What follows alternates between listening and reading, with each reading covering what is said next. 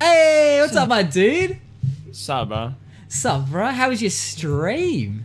Yeah, it was alright. It was chill. It was chill. Hold on, I need to turn you down again. Oh fuck, I'm so sorry. So you turned me down. Yeah, it's all your fault. It's all my fault. How's Red sounding to all the bloody Red fans in the chat? Would you say? Okay, I'm gonna ask. Do you watch any Doctor Disrespect? Yeah, that's yeah. Are you like a bit of a? Is he a bit of inspiration? I'm not saying any of your stuff ever seems bitten, but I don't know. I could imagine you two would get along really well. Like you. He inspires my death slap. That's about it at the moment. Like the fucking. Oh my god! Why didn't no one say? It's like everything just fucking moved. Holy shit! You guys completely missed that. Yeah, people are saying camera. We know. Oh, we know. I get to see him before you guys. That's how we play this, all right? Look, I know it sounds harsh, but it's fair. Oh god, he slapped the shit out of his death. That was a big slap, and he slapped it so hard, his monitor somehow moved in shot of the camera. That was impressive. Might have to get you to do that again. Yeah, everyone's saying screen. Seems like we've got a few podcast newbies here. I believe it says starting soon. This isn't it. This is. I mean, it is. Technically, I do put this in the actual podcast, but it's not like the official and announcing here's RedOpz. But how you feeling? You feeling good? You feeling nice? You just left me like last time, bro. You just cut me off hard. No. I was just like... No. Well, we're gonna make up for that. All right. I'm gonna. Everyone seems to be demanding your face for some reason. I don't even get it. Like why they want to see us, dude. It's crazy. But I'm gonna throw you up right now, everyone, ladies and gentlemen. My guest today, my first returning guest. Oh, he's throwing up some gang signs, which are probably going to get a shot when we next leave our houses. Give us a butterbeer. RedOpz, everyone. Oh, we're just going to... Wait, what was that? That was weird. It was like half my follower alert was still pinging, which reminds me, turn the follower sound off. All right. RedOpz, welcome back, my dude. What's going on? I have some splaining to do. About last episode because we were in the middle of a heated topic. I can't actually remember what we're talking about. I think it was about something about viewership. I remember that. It was about people with big viewers or some shit. But we got cut off. And it was very... Look, what was your first thought when I disappeared on you? Like, did you think I thought I said something bad, bro. I thought you got like banned off Twitch or some shit. I thought we got cut off. Yeah. You know what? This book we started talking about strippers, the government. Yeah, the government. Like, the government. And you know what? I was instantly my power. The whole house just all of a sudden went click, like just shut the fuck down, like everything. And I was like, we did talk about the government a lot, like, and I was instantly thinking they're coming after me, dude. They're coming after me. I was a little bit. I don't know. I didn't really think that it was the case, but you can't help but be like, this is a very coincidental thing. My power never goes out. I had a good freeze frame too. It was just you staring into the camera. It was just frozen. I'm like, hello. Hello. No, but so anyway, so I was hoping they'd get it up and running. It was out for about 6 or 7 hours, I believe. It came back up at like fucking 2 a.m. the next morning. Because we were hoping that maybe we could get back on that night and finish what we started. But it wasn't the case. So I hit you up and said, hey, Red, do you want to come on next week? And you were like, let's fucking go, baby. So how do you feel being the first ever returning guest? Is that like I knew it'd happen. I like it. So soon. Okay, how does he sound? Does he sound a bit quiet? You know, I'm actually tempted. I can move closer to the mic because if I move closer, then I get louder like this. So you sound so good, but it's like you don't really. It sucks having to sit so close to it. I'm actually getting neck problems sitting close to my mic. Like I'm actually hunched over. I need a boom arm like what you've got, so I don't have to be like. I can sit back a bit, pull it in front, just sit back. But this fucking dildo in front, I have to like, you know what I mean? Like, could they not make this start flopping around? Could they not make this look any more like a robot penis? I can't wait for the bloody quadcast, the HyperX quadcast, because this mic is the most phallic thing that I've ever seen. Like, I don't know, it's just, I'm looking forward. Have you seen the quadcast? Yeah, I think we talked about last week where you did this to mute it. Yeah. I don't know. I'm like two minds. I kind of want it, but I'm like kind of wanting to lean into like one of those really pro podcasting mics, the ones that like they block out all the sound around. They make you sound like an actual man. For me, that would be great. I only want it because it's red. Oh, you want the quad? Yeah, you know what? It's kind of surprising. Like, I get it because it's in line with their branding that the light on the Quadcast mic is red. But at the same time, it would be kind of cool if you could change. Surely one day they'll make one where you don't reckon they'll do it? Can you imagine a fucking rainbow just glowing fucking Yeah, mic? I can, because everything else does. Wait, your keyboard right behind it, this is like, like waves of light and shit. Your mouse is like blinding you. I mean, everything's RGB these days. Do you fuck with RGB? Nah, none of my shit's RGB. Nah, it's all red. Everything's red lid, like red mouse. Oh, no way. Wait, does the keyboard light up at all? Or is it like it's just red lighting up. You just keep it red. What's your opinion on like on RGB lighting? Do you reckon it's going to be like, because I was talking to Tay, my wife, about this yesterday. I was like, I wonder if this would this be something we'll look back one day and be like, wow, that was tacky as shit. Like, or do you reckon it's going to, do you reckon? It's fucking stupid, yeah. I built a mate's computer and he's just like, I want you to build me a computer and I want it all RGB. I was like just building this thing. Like, as soon as you plug it into power, it's just like a unicorn just shat all over the fucking computer. Like, you don't like it? Nah, I hate it. It's disgusting. Oh God, we're gonna butt some heads because I'm a big RBG fan. I don't know. Did I say RBG? Did I just have a stroke? I just said RBG. I just said I said the colors in the wrong order. Big RGB fans are going to absolutely just slay me over that. I'm going to be here again, all these Twitter people just attacking me. But I don't know. That's a thing. No more Twitter drama, bro. I gotta stay away from that shit. Did you see the Twitter drama I got involved in? No. Last week because of the pod. I ruffled my first feathers.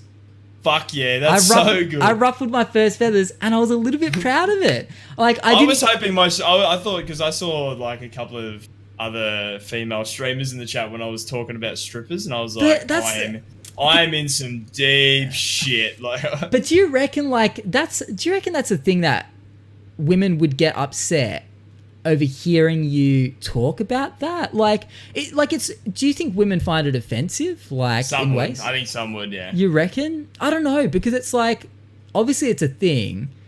Most women that get into it, it's like a choice thing, right? Like, it's not like prostitution so much where some of them are maybe forced into it in ways. Yeah. Like, stripping's never really like a forced thing, is it? Like, I guess we can't know for everyone, but like circumstantial. They do it off their own back, but I don't know. Some chicks would probably find it degrading. Kind of weird, huh? But yeah, so I got into a bit of Twitter drama after my last podcast with Raw Genesis. I have kind of anonymously called a few people out on this podcast already in the short 2 weeks that I've been doing it. But I don't use names. I never use names. But I usually say enough that someone's probably going to be like, "Are you talking about this person?" Because it finally happened. I was talking about the guy that okay, what's your stance on shoeies? Yeah, it's pretty sick. But I don't drink, but it's pretty sick. I like it. You don't drink? Nah, I've never had alcohol before, no. So you're the same as me? Yeah, I'm the weird one, supposedly. Oh shit! So wait, yeah. So have you ever had a drop of alcohol? No, I've never had it. Never had a drop. Well, it's good to see. My parents back it up. They're just like, we don't know what's wrong with him. That's crazy. Yeah, I've never had a drop as well, which is crazy. It's funny. Have you ever had the people that you say you've never had a drink of alcohol and they'll be like, have you used mouthwash? Have you eaten a cherry ripe? Have you had a rumble at Christmas time? Have you had a lemon, lime and bitters? You know, there's alcohol in that. Like, really just petty shit. People are very, like, alcohol culture is kind of crazy, dude. In Australia. I think it's in Australia. Yeah. Why do you think Australia is so heavy on alcohol culture? Like, what do you think it is? Why do you think we got more amongst it? Why do you think we're the country that's seen as, like, the heavy drinkers over, like, somewhere like America, which still fucks with alcohol? And I have nothing wrong, like, as you probably don't either, like, everyone's able to do their own thing. I think it's, like, obviously when it affects people around them, that's when it becomes a problem. Yeah. But, like, why do you think Australia is seen as, like, the fucking... We're just loose cunts, I think. We just don't care. But why? Why are we loose cunts? I can't really give you the reason. I don't know. I don't think anyone knows. It's just the norm to go after work and grab a case of 4X and fucking smash. I mean, have you seen the guy? Have you seen the dude, the VB long neck guy? The 20 to 8 in the fucking morning. Get a fucking long neck up, yeah. It's like so funny because, like, I don't drink, but I still see that and I think it's great. I don't know, like, I fuck with it. I go, that guy's a fucking Aussie hero. I don't know. Yeah. But then I'll see like people fucking ruining their lives with it. I'll be like, that's probably something they should rein in. I don't know. It's kind of crazy. Like, I don't know. I don't know your stance on alcohol. Here's the thing. I think my stance on it is that, like, I never drink because I don't trust myself with it. That's my kind of reason. I don't trust myself with it because I have like an addictive personality. I think I'll end up fucking my life up if I have one. If I have one beverage, if I have one fucking, I could take literally like the weakest. I'll toss down a cap of vodka cruiser, literally just the cap, and I'll be like, well, I've drunk now, so I may as well just keep going. There's that. It's like not ever drinking is like my buffer between either never drinking or drinking to excess, and I think like. I mean, what was your choice? Like, what was your life choice to not drink? Was it just that? I don't know. Just I was playing heaps of sport when I was younger, and then I was just a babysitter. Like, once I got my license and shit, I was just always the dude picking up dudes, dropping them home, making sure they got home safe, or looking after dudes when they were drunk. But that, I don't know. It was just sort of my job. And then I just really didn't like seeing the effects it had on people. I was just like, it's not for me anyway. I'll just be the guy that looks after everyone. Yeah, because I can imagine like even just like as we were talking about last week, going to like the strippers and shit like that.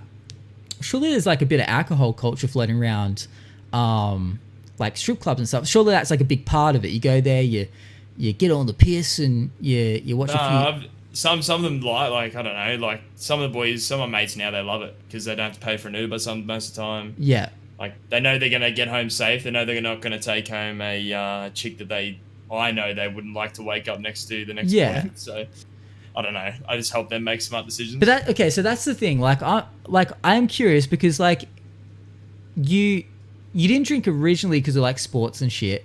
Like, what's the reasoning now, though? Like, is it just still the same? Just never have. Yeah, just never have. So it's just like really you don't see the reason. So that's the thing. Like, what do you think the big reason of why people, when they turn 18, the first thing they want to do is go get drunk or something? That's the culture. Yeah. That's our drinking culture where it's like 18, you must smash a fucking tinny and start getting blind. Where I've met some 18-year-olds that are smarter than that, but most of the time it's like, yeah, let's go to a nightclub. I don't know, everyone wants to not get ID checked and be like, yeah, sick, I'm 18 now, but... Yeah, but that's the thing. Do you think our alcohol culture is a little bit... Do you think it could do a bit of reining in a way? Like, or do you think it's fine the way it is? Or do you think there's I think it could be a lot worse. Like, it could be a lot worse. You think it could be a lot worse, really? Yeah. Because it's kind of... Like, the thing I always think, right... Like I said, I have no problem with people drinking. It's never bothered me until it's in excess and it affects the people around them. I think if someone wants to kind of drink to excess and they fuck themselves up because of it, hey, I'm honestly like, I actually have no problem with someone that's... You can't save everyone. You know what I mean? No. You can't tell everyone. They've got to learn the hard way sometimes, and sometimes it doesn't work out well for people, you know? There's a lot of things like people told me growing up, you know? Matt, brush your teeth. Matt, do this. Or your teeth... Now my teeth are fucking fucked. So, you know what I mean? Like, it's like you can't teach kids... Yeah. Like, you have to learn sometimes the hard way. You have to start seeing the effects of the damage and go, shit... Okay, well... That was sort of the other reason. Like, once I saw effects of my mates, like, the next morning, I'm like, you can't remember shit. You're like, now your Saturday's ruined or your Sunday's ruined. So, like, I'm fine. So. Do you think... Because you say it's kind of culture, do you think... I mean, it probably is better to talk to someone who's in the world of drinking culture. Obviously, it's two guys who don't drink, passing... sounding like they're passing judgment. Because I'm not. Like I said, I fucking do not care about if some, but it's more the fact that, you know, lives do get ruined by it to some degree at times. I mean, my uncle, who is no longer with me, a lot of his life went downhill through drinking and gambling. Yeah. And I know a lot of people that were affected by it, like in a really negative way. Do you think a lot of it when it starts, do you think it's just peer pressure perpetuating? Do you think it's a lot of people that do you think a lot of people get into drinking because they think that they have to? I don't know. I think it's how they grow up. Like, it could just be the way they grow up, how they see their parents. Like, if they have some might have a bad effect seeing the way their parents and their people around them drink. Yeah, and they have like the opposite effect. Yeah, so some might grow up seeing, like, when they go to a house party with their family, like, everyone's happy and having a good time. Or they see the other side where it's like, like you've said, the family's torn apart, someone's getting sick, and then they're like, oh, fuck that, I'm not drinking. Yeah. or they see the other side. Like I said, they go to a barbecue, everyone's having a good time, everyone's laughing. They're like, oh, that's fucking sick. So when they're 18, they think that's how it's going to be. And then some people have the bad addiction sort of trait in their body where they're just like, fuck, this is sick. Let's just smack tinnies every day. Yeah. I think as well, like 18's still pretty young, like in a way.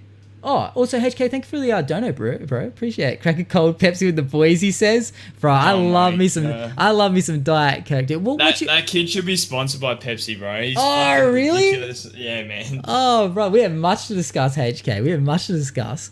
2 questions. My first one was I'm thinking of my second question now, but my first one was fuck that. What do you drink like in place? Like what do you usually drink? Like what's your beverage of choice? Just water. You're a water boy. Yeah, really? I just drink water, bro. Yeah. You know, I should fuck with water a lot more. Like, do you drink? 100%. I drink like 6 to 7 liters a day. Really? Yeah, it's really good for you, bro. Do you drink Do you drink anything else, or is it just you pretty much just live off straight water? I have a quantum or an energy drink when I'm like when I start stream, but the occasional coffee, but other than that, it's just water. See, that's the thing, because I feel like I'm constantly craving some sort of like flavor when I drink. That's the problem. I don't drink enough water. I think a lot of people don't. I don't know. It's like we're almost conditioned to feel like when we drink something, we need like some flavor to it. It's like, but really, like, it's kind of crazy. Like, I know, like, I see the effects when I drink water. You know okay, I've got a big fucking question. Because whenever I start going, I'm going to drink like this many glasses a day. I'm gonna get healthy. I'm gonna drink nothing but water. I need to pee like every 2 seconds. Do you get used to that? Does your body adjust that shit? Your body, it does. Because when I started, I never used to drink enough water, so I was only getting like maybe 2 liters. Because I think that's the thing that happens with me, right? I start drinking a shit ton of water, like I'm trying to chug it back, and but it's hard, dude. Because the thing is, like, water's just bland as fuck. Like, I do like water. Yeah. Like when I'm like really dehydrated, like that's the only time I'm really like, oh, I could go. Otherwise, I don't really think about it. But it's like we're how many percent like water? We're like 90 or fucking same percent or some shit like that. But I don't know. It's like one of those things, man. Like, I feel like I usually just grab a soft drink. I feel like I need to live from example. I think. Well, yeah. Well, I used to do that as well. I used to just drink soft drink, and then when I started going to water, it just made me feel so much better. What was the change then? Like, what was the moment where you said like, I'm gonna start drinking? Just the health difference between having 6 liters of water. I think it depends on your body, but I think for me, like 6 liters, I think it's like 6 liters a day is like the minimum I should be drinking.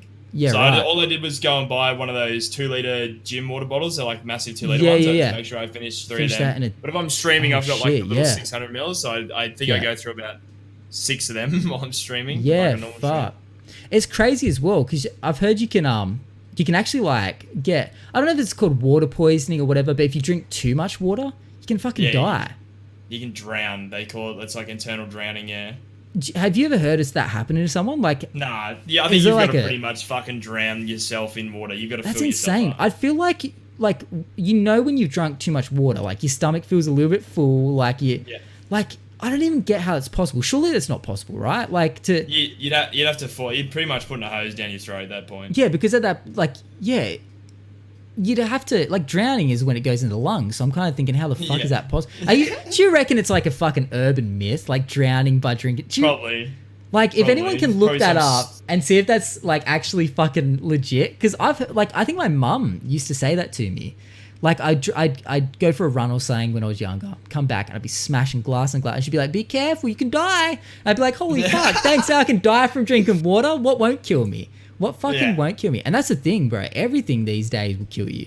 It's like, everything has got some sort of preservative in it, or something like... Have you heard about South Africa? Like, it's another conspiracy theory. I'm down. Yeah, tell me. So, supposedly in their government, there's a day that they have that's like a countdown of water in South Africa, because South Africa at the moment has the most murders and rape in the world.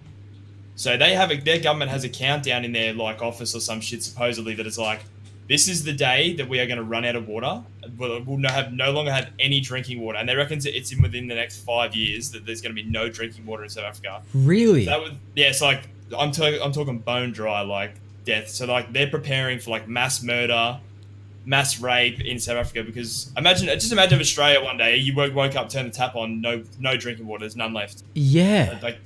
Like just the chaos that would go. What do you do when there's no water? Like we take it for granted. Like we really do.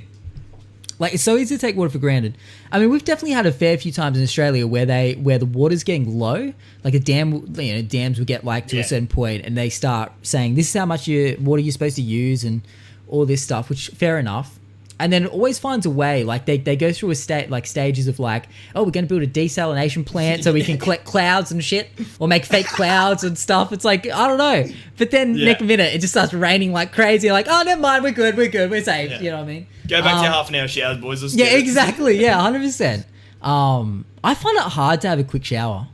Fuck no, I shower for ages. Okay. People. I was about to say, because so do I, and I feel like the biggest piece of shit. That's why I bought a waterproof phone for that reason. I was sitting there.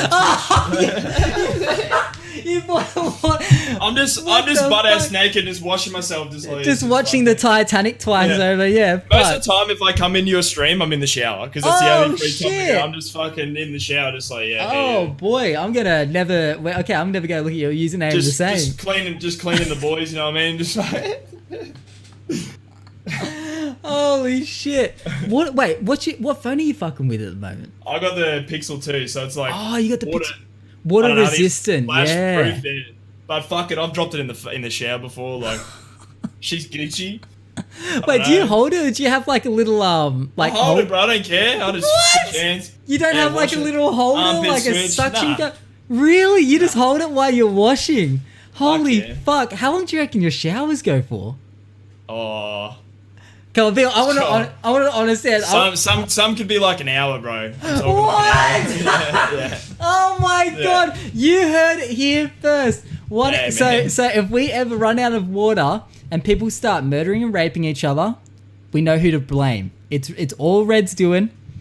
Oh, I'm not going to go there. Don't worry about it. You know, but most people in the shower are getting the job done as well anyway, so you know what I mean? Wait, which job do you mean? I don't know, like plucking the chicken and shit. Whatever you... Wait, so do people... Okay, I legit don't do that in the shower. You're talking about... What? Yeah, you're talking about... Bro, are you kidding? Bashing the old boy? Fucking 100%. Shower's good to go. Okay, so as a kid, right, I tried it a few times. And it just, like... Okay, this might be graphic, but water in, like... Your fucking your happy juice. Yeah. It just goes everywhere, dude. Like it's just like a weird consistency. It's like it's ready for it. But we're ready for what? Like where do you put it? Oh, look, I don't know where you put yours, but but you know what I mean? Like where does it go? Like you know what I mean? I'm trying to like make like happy juice. Yeah, I have to say it because Twitch will probably be like, oh my god, he said shit. Like I don't know. That's crazy. I didn't think many people would. Is that like? Can we get a confirmation from the chat? Is that like a standard procedure? I feel like 100%. Really? Because I 100%. feel like it's messy, dude. Like that's the thing. The shower's like to get no cleanup, bro. It all goes down the drain. It's sweet. Yeah, right. Give it a crack. Come back to me. Okay, I'll let you know my findings. But okay, here's the thing, because I feel like it's different. I think it's different to shower sex. Like I don't know, for some reason. I love that shit. That's good as well. Yeah, because it's like slippery as fuck. But I don't know. I feel like it's different results, which is weird. Now I'm thinking about it. Maybe because I don't know. Here's the thing. I don't know if this is too much. Apparently, soap is bad for like sex. They say soap is like yeah, have you ever gotten like body wash down your fucking Jap side? Wait, you what?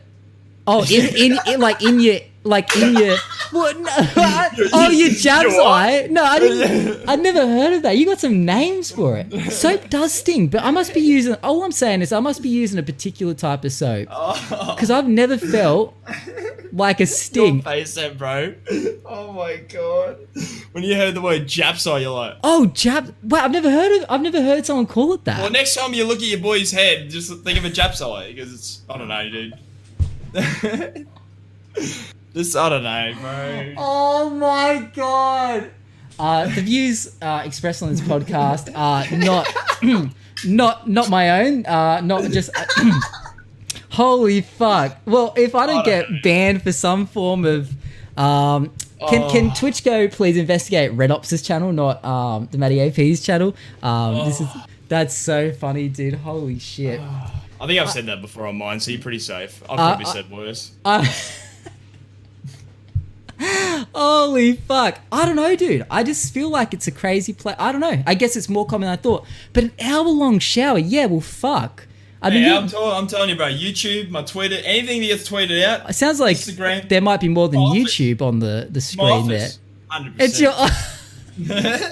Because here's the thing, I added brushing my teeth to the mix recently, and that shit just. Brush your teeth in the shower? Yeah. Do you not do that? 100%. Oh yeah. Because I used to. I'm in there for an hour, bro. I'm 100% doing everything. Like, I'm you got like a waterproof. I've got a mirror in there. I've got a mirror hanging up. Laptop, answering emails and shit. I'm doing everything in there. I'm telling you. You think of it, I'm doing that in the shower. Holy fuck. Yes, I said not YouTube, RedTube, giggity. That's fucking crazy. I don't know. Look, these are important things to address because I'm trying to help the up and comers. You know what I mean? There's a lot of people that would feel. There's a lot of people out there that feel like maybe they're weird or different, and Red is letting them know they're still normal. I'm way too open, bro. You ask a question, it's probably going to come out. So I'm way too open. I've got a good question for you, dude. You've never been banned on Twitch, right? Nah. Never been banned. Do you ever reckon? Do you reckon there'll be a day where you get banned? I smudged the fuck out of my glasses, by the way. I think I will. No, actually I won't. Depends.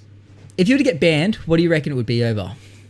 Someone coming in my chat talking shit, and I just lose my mind. You reckon? It'll be me like climbing up on my chair, pulling the arm sleeve off, and elbow dropping my desk over fucking Apex Legends. Yeah, you reckon it would maybe be like one of those it'd like either violence, yeah, it'd be violence, or it'd be me like saying something to someone in chat that is just like. Yeah, that's a thing.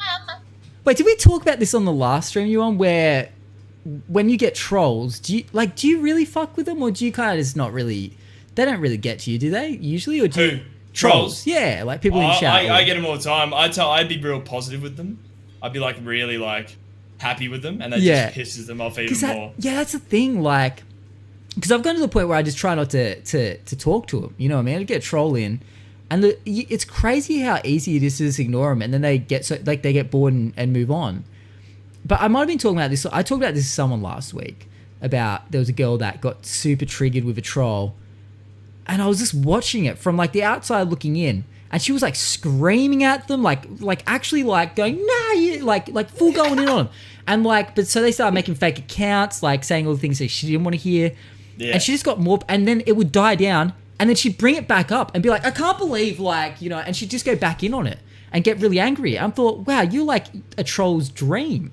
Like you're giving them that's what they want, and it's crazy. If I don't read chat, we've got a command. It's like exclamation deport, and it's like Dora the Explorer. But then Donald Trump comes in, he's like deported with the explosions. So it's like whenever someone comes in and chat doesn't want them to be there anymore, they just do that. And I'm like, God, I just wave, just like shit. Yeah, I've done the human sacrifice before because the cactus cult. So I put on like the creepy mask, put on some like monks chanting, and I just stand there for like a couple of minutes, just like with this creep. Have you seen the mask? Nah.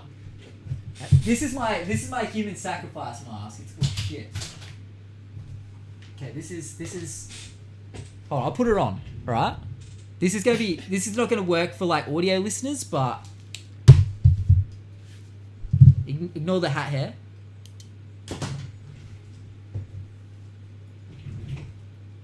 What the fuck is that? That is fucked up. What is that, bro? Look at the ears on that thing. It looks like Shrek. That's like Shrek got his head kicked in or some shit. Did you just say it looks like Shrek? Yeah, you got like Shrek that got his head kicked in. So I've had times where there's like trolls in the fucking stream. And you just go, what should we do, chat? You reckon we should do a human sacrifice? You just put on the creepy monks chanting. You just type into YouTube, monks chanting. And you just get like the, just the fucking creepy, it's the creepiest shit, dude. I'll be watching, I'll be scaring myself. Holy shit, Are you into scary movies and shit? Yeah, fuck yeah, I love it. It's funny because I see a lot of tough guys, you know, and they're like the first guys, you know. You call me a tough guy. I'm not yeah, a tough guy. No, but you know what I mean. Like they got the appearance. They look like nothing would scare them next minute. You know, I'm not outing anyone, but it's just Do you know Jack Hutto, the streamer Jack Hutto? Yeah, like he's a pretty tough looking dude. I wouldn't want to say the wrong thing to him. Like he's you know, gentle giant. He thinks the Earth's flat, eh?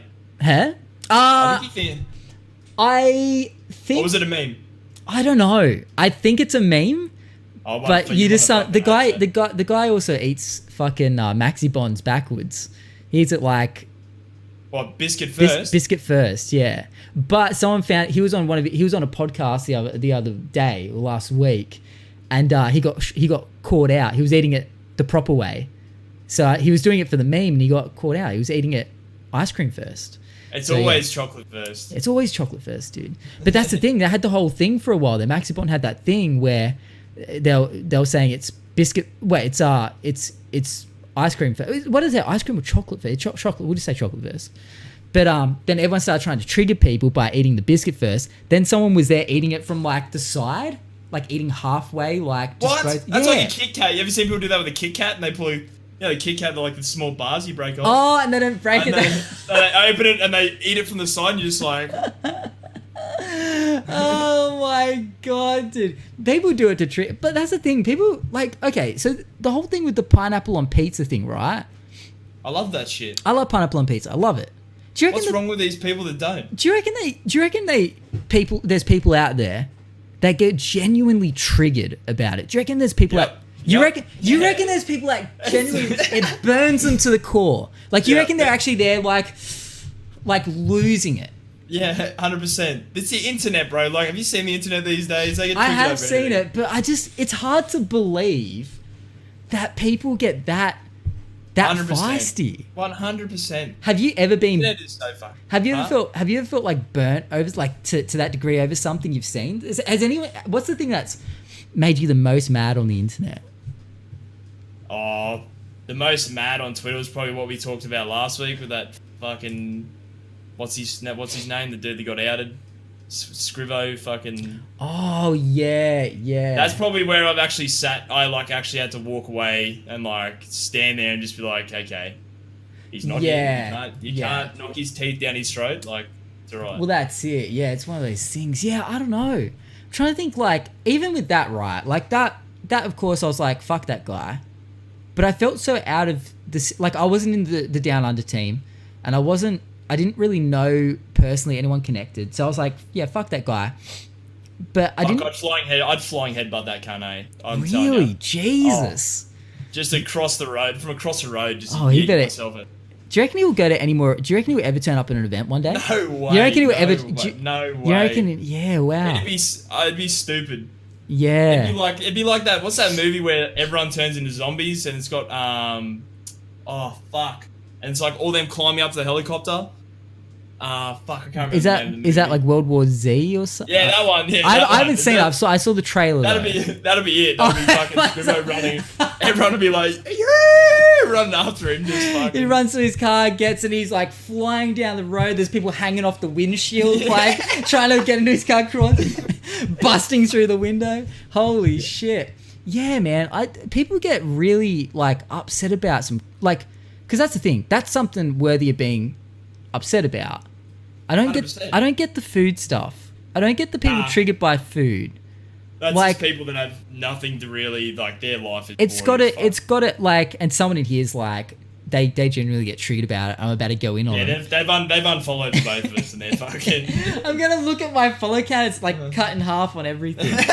But I honestly don't get it. Like, I don't get how anyone could, like, it's because it's got to be a meme. Like, no one cares that much. I get mouthwash before brushing teeth. Yeah, see, that's weird. Why had someone come into my stream saying they put milk in before their fucking cereal? See, they do it to trigger. It's like people. Yeah, because I've seen people make videos of that on Twitter, and they're doing it because they know people are gonna. It's like, it's funny if you want to get like a little bit of fame on the internet.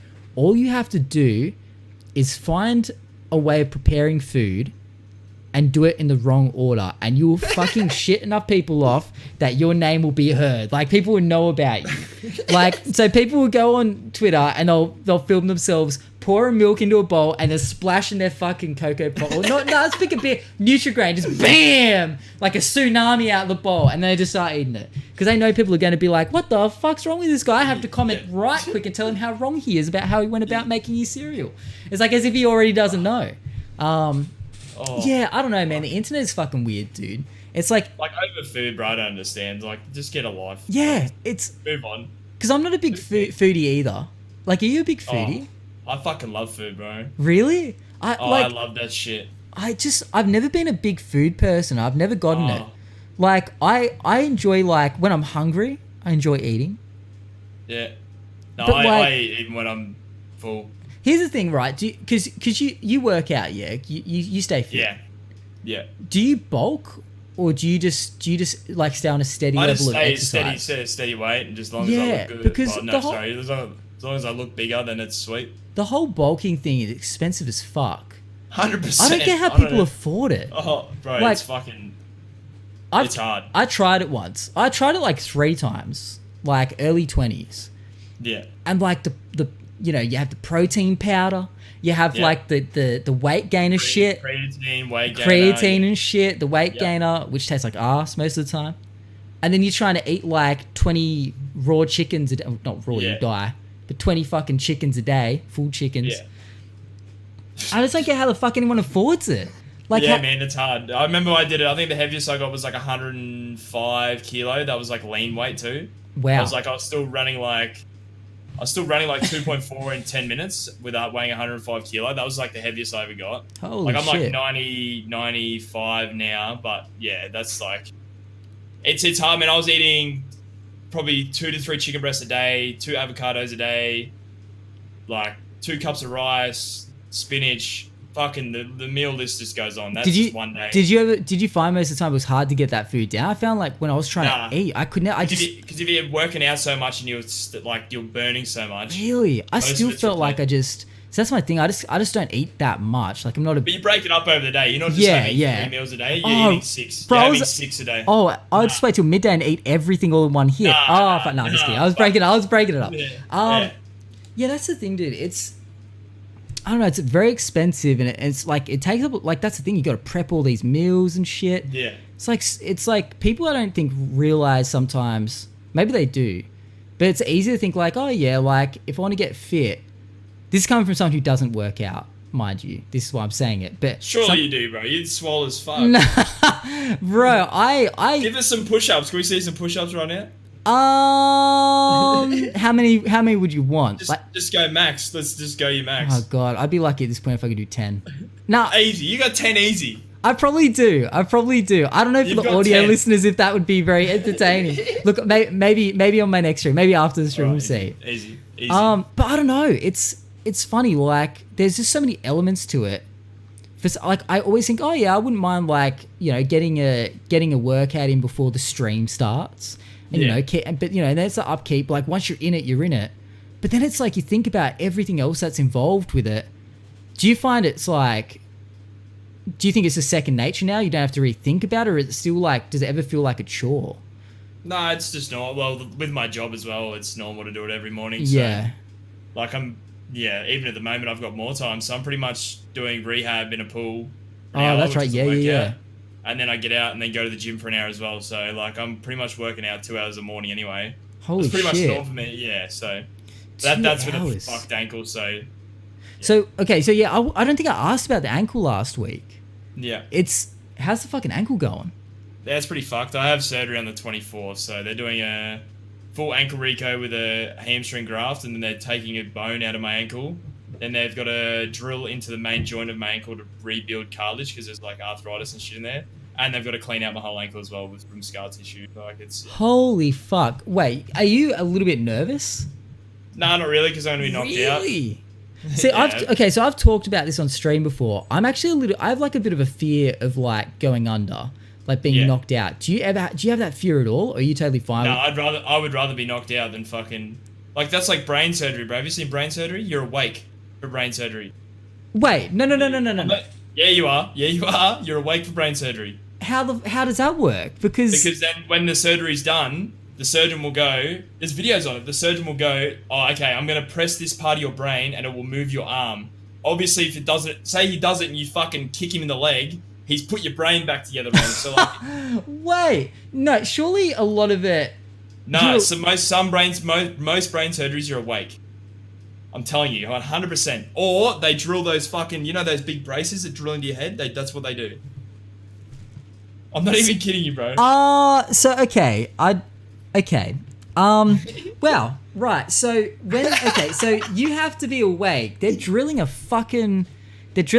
your head off. Okay, so it's either you're awake, they either numb you up heaps and you're awake, or you're awake anyway, and they numb you up a little bit, and that's when they drill those fucking 3 big bars into your skull. So imagine being awake for that. I mean, this is the thing. I mean, at that point, these people are desperate. 100%. So it's like that's their option. You have to have it, otherwise you're gonna die. Yeah. That's Can you insane. imagine just sitting up, and they sit up too. You're not just laying down. Like there's photos on the internet of people sitting up, and there's like doctors in on the top, and they're just sitting there like this, just like. They must be numbed. But, yeah, you'd be numbed up to the bit. You can still hear and you can still see shit. Holy fuck! I had no idea that was a thing. 100%. Yeah, that's like the stories of people going to anesthetic. Have you heard that? I've heard they go that. To surgeries, and you wake up, but you can't talk, you can't scream, you're just laying there like, oh my god, I can feel everything they're doing. And See, I've heard of that where like that's what scares me. They'll be digging around inside your bloody torso. Yeah, just take your intestines. And you can't. I'm pretty sure there's like a movie about that where it's like a movie where it's like inside a guy's head as he's getting surgery. I swear I've seen it. I can't remember what it's called. No way. But yeah, it's terrifying. And that stuff happens. Like that stuff fucking happens. Do you reckon people have ever been buried alive, like in modern times? 100%. Have you seen again, there's videos of people at funerals, bro. Yeah. Where people come alive? Funerals, man, there's like I think there's some sort of disorder, like not a disorder, but it's like a... Where it seems like you're completely dead. Where you have like the slightest bit of breath that a human body can't pick up on it. You have no heart rate, but you just have the slightest bit of breath that you're alive. Tiniest bit of life left. Yeah, it's like a coma, and then like there's like videos of people at a funeral just sitting up, and you're just like, what the fuck? Gee, that's good timing though, isn't it? At a funeral.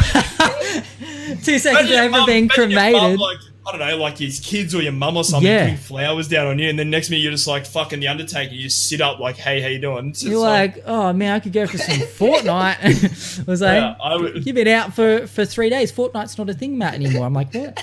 Yeah, they brought a patch out. Everyone hates it. But yeah, it's insane. The human body, it's terrifying. I mean, surely though, in 2019 they would know, like they'd be able to. Do you reckon that shit happens in 20? Because I know back in the day, right, like old as fuck, they'd have the bells above ground where people are buried and tied to their fingers. So if they wake up when they're underground, no way. That's a thing. That was a thing back in the day because they wouldn't be able to know if they're like fully dead. So they tie a string around the corpse's body and they bury them. They have a string that goes up to the ground with a little bell. And if they do wake up, they go, and you'd hear the bell ring, the groundskeeper or whatever. Could you imagine you'd like walked away to go to the car and you just hear ding ding ding ding ding ding ding. Have you? Okay, so getting back to scary movies, have you seen that movie The Nun? It was pretty trash. Nah. It was based on like I think the Annabelle movies or something like that. Fuck, they're fucked up. There's a new one coming out apparently, actually, but I reckon they're losing ideas. They're pushing it a bit. They're pushing it a bit. Flogging a dead horse. I wish they'd make more Saws. More what? Saws. Like the Saw movies. Have they flogged that dead horse a bit as well though? Yeah, I feel like that one's been done. I feel like they're recycling a lot of horror movies now. It's like they got to do something different. Paranormal got recycled a lot as well. Paranormal is the one I can't handle. I feel like shit. I love it, but that's the one that fucks me up. Like I can watch any horror movie, it doesn't bother me. Growing up, I was terrified. I'd see a trailer of a horror movie and I'd freak the fuck out. I watched my parents were out once. I flipped over on TV and they were showing the Blair Witch Project, and it was like the tail end of it, and you don't see anything. There's nothing, just a bit of screaming. That fucked me up for like years as a kid. Seeing like the last 5 minutes, it fucked me up. The one when I was a kid was The Hills Have Eyes. Have you seen that one? Oh shit! I think I have. Wait, who's in that? It's like I can't remember. It was when I was like 10, 11. I watched it with the mate. I'm sure I would. It's like where it's where they have the nuclear testing, and there's people still living out there, and they go out there, and it's like towns full of like deformed like fucking people. Oh shit! It's fucked up. I have to double check. I don't know. I feel like the name's familiar. I'd be surprised if I haven't I think there's seen 2 or 3 of them. There's like 2 or 3 of them. Yeah. Oh fuck! Right, I have to go back and watch. Sometimes it's good when you haven't seen some of the older ones because they're like the original kind of ideas. Yeah. It's like everything's so recycled now. But the Paranormal Activity movies scare the fuck out of me because I love that shit, bro. They play on like real kind of like if you watch that shit at home, and then you turn it off and you're like, well, that was fun. And then you're sitting in your lounge room. You're like, you were just watching a fucking movie where all the shit was going down someone's lounge room in their bedroom and shit. So it's like, how can you not feel a little bit like this is oddly familiar? Surely you've watched that though and gone, okay, this is taking the piss. Like the one where I think the baby in the cot, it gets like its leg lifts up and then it's just like, bing, and they're just holding the baby up like this, and you're like, so here's the thing. What's your stance on like the paranormal? Like, I reckon it's real as fuck. Then okay, so yeah, well, I think there's definitely some form of, but not as bad as what those movies make it. Like, there's no way you're going to go to walk in your bedroom and next minute you get ankle tapped and the old mate's dragging you out the hallway. Well, I don't know, dude. I don't believe that as well, only because I have never heard someone that I believe like that I trust say that that's happened to them. Like, I've heard people I trust say things like they've seen people standing behind them or shadows on the wall or like people talking to them, people in their doorway, stuff like that.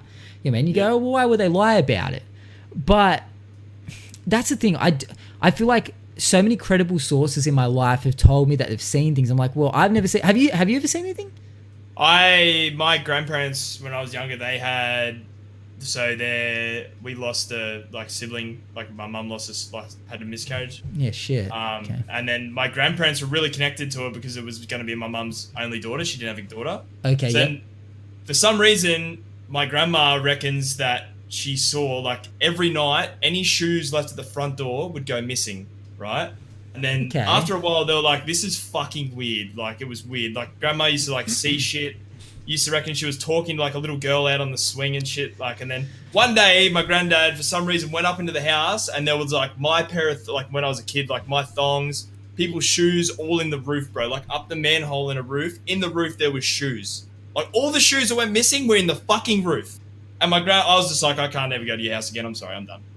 And she reckons it's this little girl that she reckons she connected with that was going to be my mum's daughter and some shit. And she reckons that's where my grandma started believing in like the afterlife. I don't know if you've ever read that shit where when you die, you come out the womb. Have you ever heard that shit? When you die, that's essentially reincarnation, isn't it? That shit, yeah.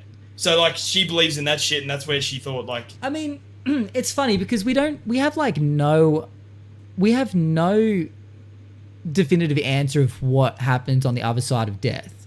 No.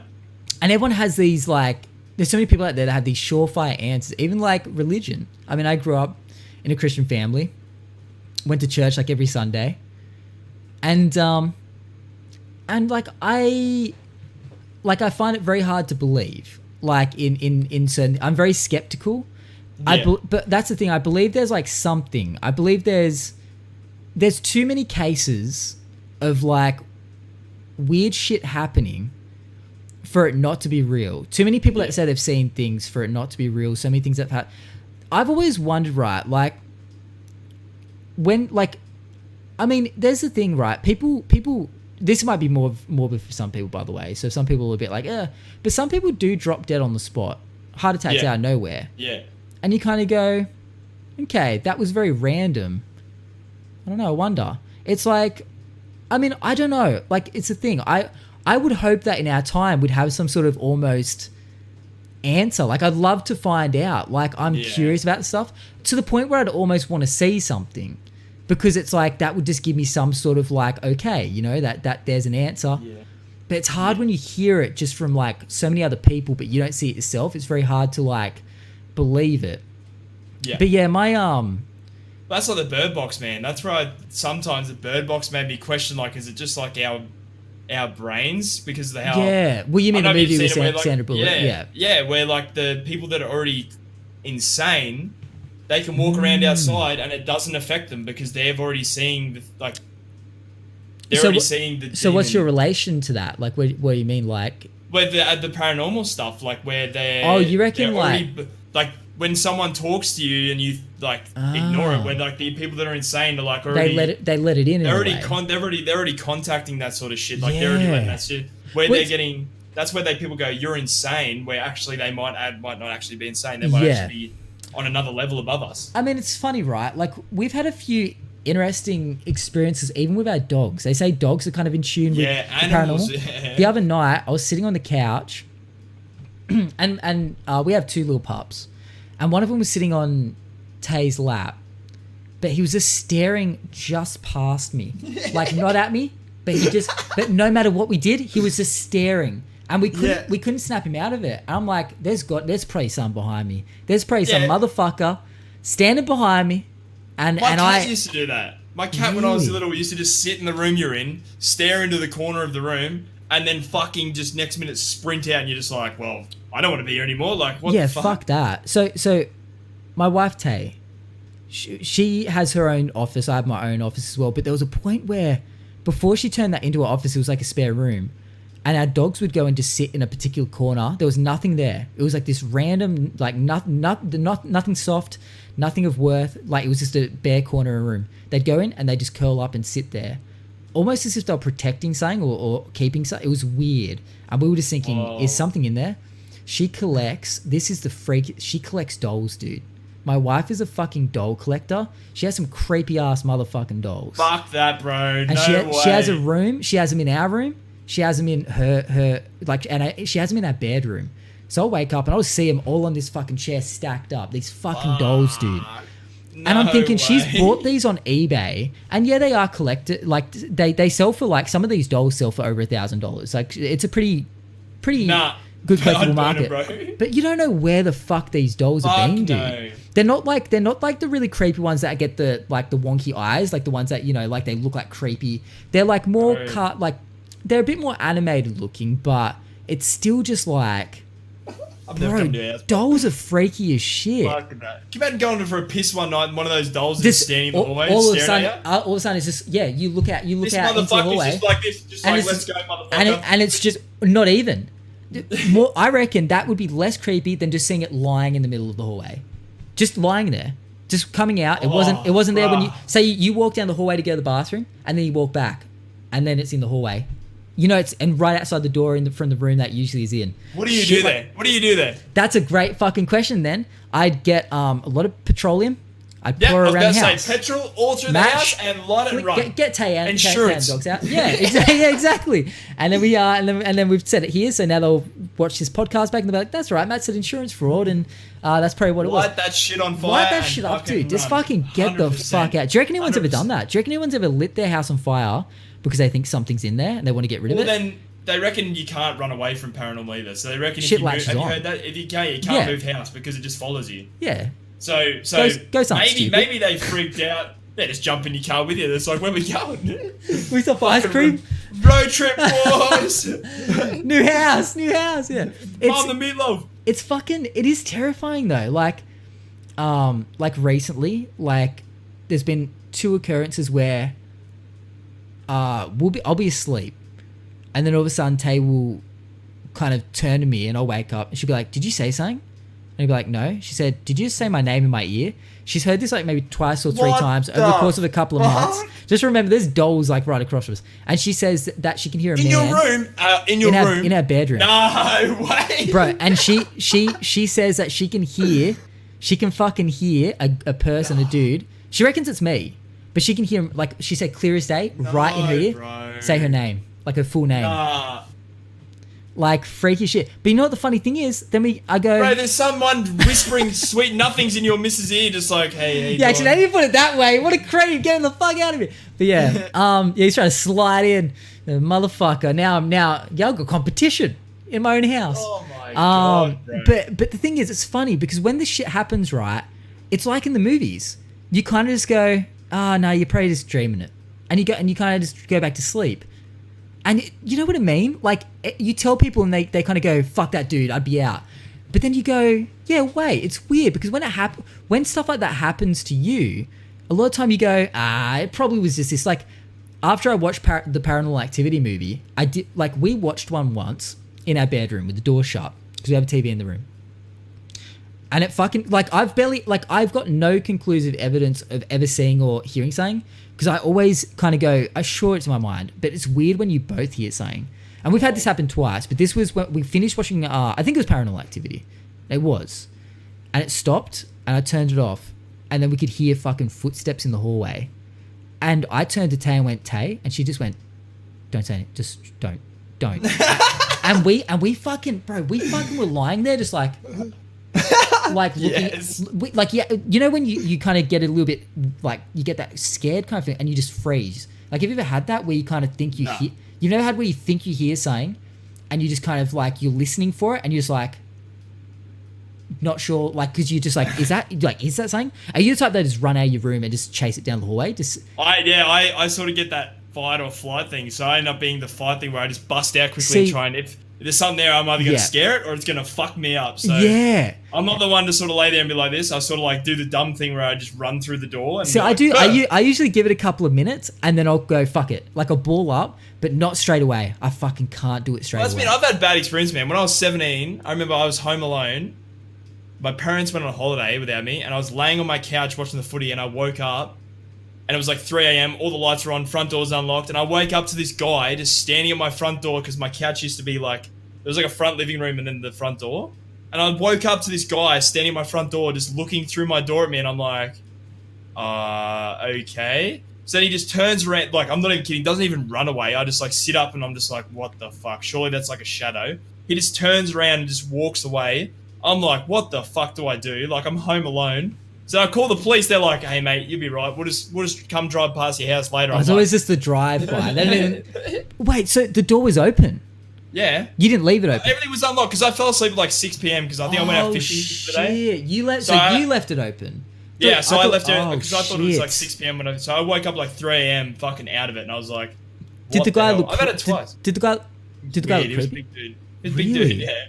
But I couldn't see anything because it was dark. And then I've had it twice, man. I came home from Sydney once, and I went to unlock my front door with my mum standing behind me, and I was like, what the fuck's going on? And like, I went to open the door, and it slammed back in front of me, and I was like, what the fuck? You know, like the window on the door next to you, like on your front door, you got windows there. Yeah. I look through it, and there's a guy just holding the door closed. I'm like, what the fuck? Whoa. And then I see this guy. There was people inside my house as I got home. Were they robbing it? Like, yeah, they were robbing my house. What the fuck? You caught someone robbing your house? There's 3 dudes. 2 dudes ran through my back door, and then the one held the door, relocked it, and then ran out the back door and jumped the back fence. I'm not even kidding you. Someone had slept in my bed, someone had eaten my food, and the other one was picking up stuff to take with them. I'm not even fucking kidding. This twice I've had people break. Yeah. Did they actually? Did they end up taking shit? Or no, they dropped everything and broke shit. Like, they dropped my Xbox. They dropped heaps of shit. Motherfuckers. How long do you reckon they were there for? They were sleeping. I reckon the police reckon they were there for like 2 to 3 days. Oh my god. Because my bed had been slept in. My bed had been slept in. There was footprints all over the beds. There was fucking food that had just been eaten and cooked up. Like, oh my god. It's funny because your home is like your safe place, your safe haven. And when it's compromised like that, it's a weird feeling. I remember, like, we've never had this home broken. I've had my car broken into, and that was a weird enough experience, knowing that someone dug through my car, stole a whole bunch of my shit, and took it, and it wasn't mine anymore. But when I was young, I remember getting home, and our house had been robbed with Mum. It was school holidays, and we got home, and Mum could see something was open. Those little, like you said, the glass windows next to the door. It was like a divider. There was a tall window at the top and then a small window at the bottom. Yeah. They'd actually just taken the seal off around that window and just removed it. Like, I guess with like just taken it off and placed it to the side, and they just crawled through the fucking hole. And they stole like a whole bunch of jewelry, like my mum's like engagement ring, stuff like that. I remember though, like, I was pretty young. I was probably like 8 or something. I remember the cops came and they walked through their notepads and they were looking through, and Mum was saying what she noticed has been stolen. And they got to my room and they said, and Mum was like, no, his room's always like that, because it was just a fucking mess. And they thought my room had been like demolished. You're gonna sit in your room like, hey. But they stopped. Yeah, they stopped and they're like, oh goodness. Like they kind of were like, where do we start? And then mum was like, oh no, they fuck it. That's his normal, that's how his room is. Yeah, they thought they'd my fucking son. just ransacked my room. I was very offended. I loved my room. I always loved my mess. Yeah, it's crazy, man. Like people are stealing shit. Oh. It's one of the things that pisses me off in this life. I mean, obviously people taking people's lives is a big thing, but people stealing. Obviously, like I had like $20,000 worth of camera gear stolen, which when I used to run my own videography business, and it was quick too. It was fucking quick, dude. I got back from a job. I used to work for a local TAFE, and we had shot this thing for Christmas. It was close to Christmas time, and I had all my gear, and I was with one of the other guys from marketing. And we took the TAFE car. We got back to the TAFE building, and I was like, I'll just dump all my gear in my car, which I had a Ford Territory, so it was like kind of like SUV. It had a lot of windows, so it wasn't very secure and sealed off. Like you could see in very easily. It wasn't like it was closed boot. And I was like, all right, well, I've got an SD card of stuff. I'll run this up, put it on the desk, and I'll offload it tomorrow.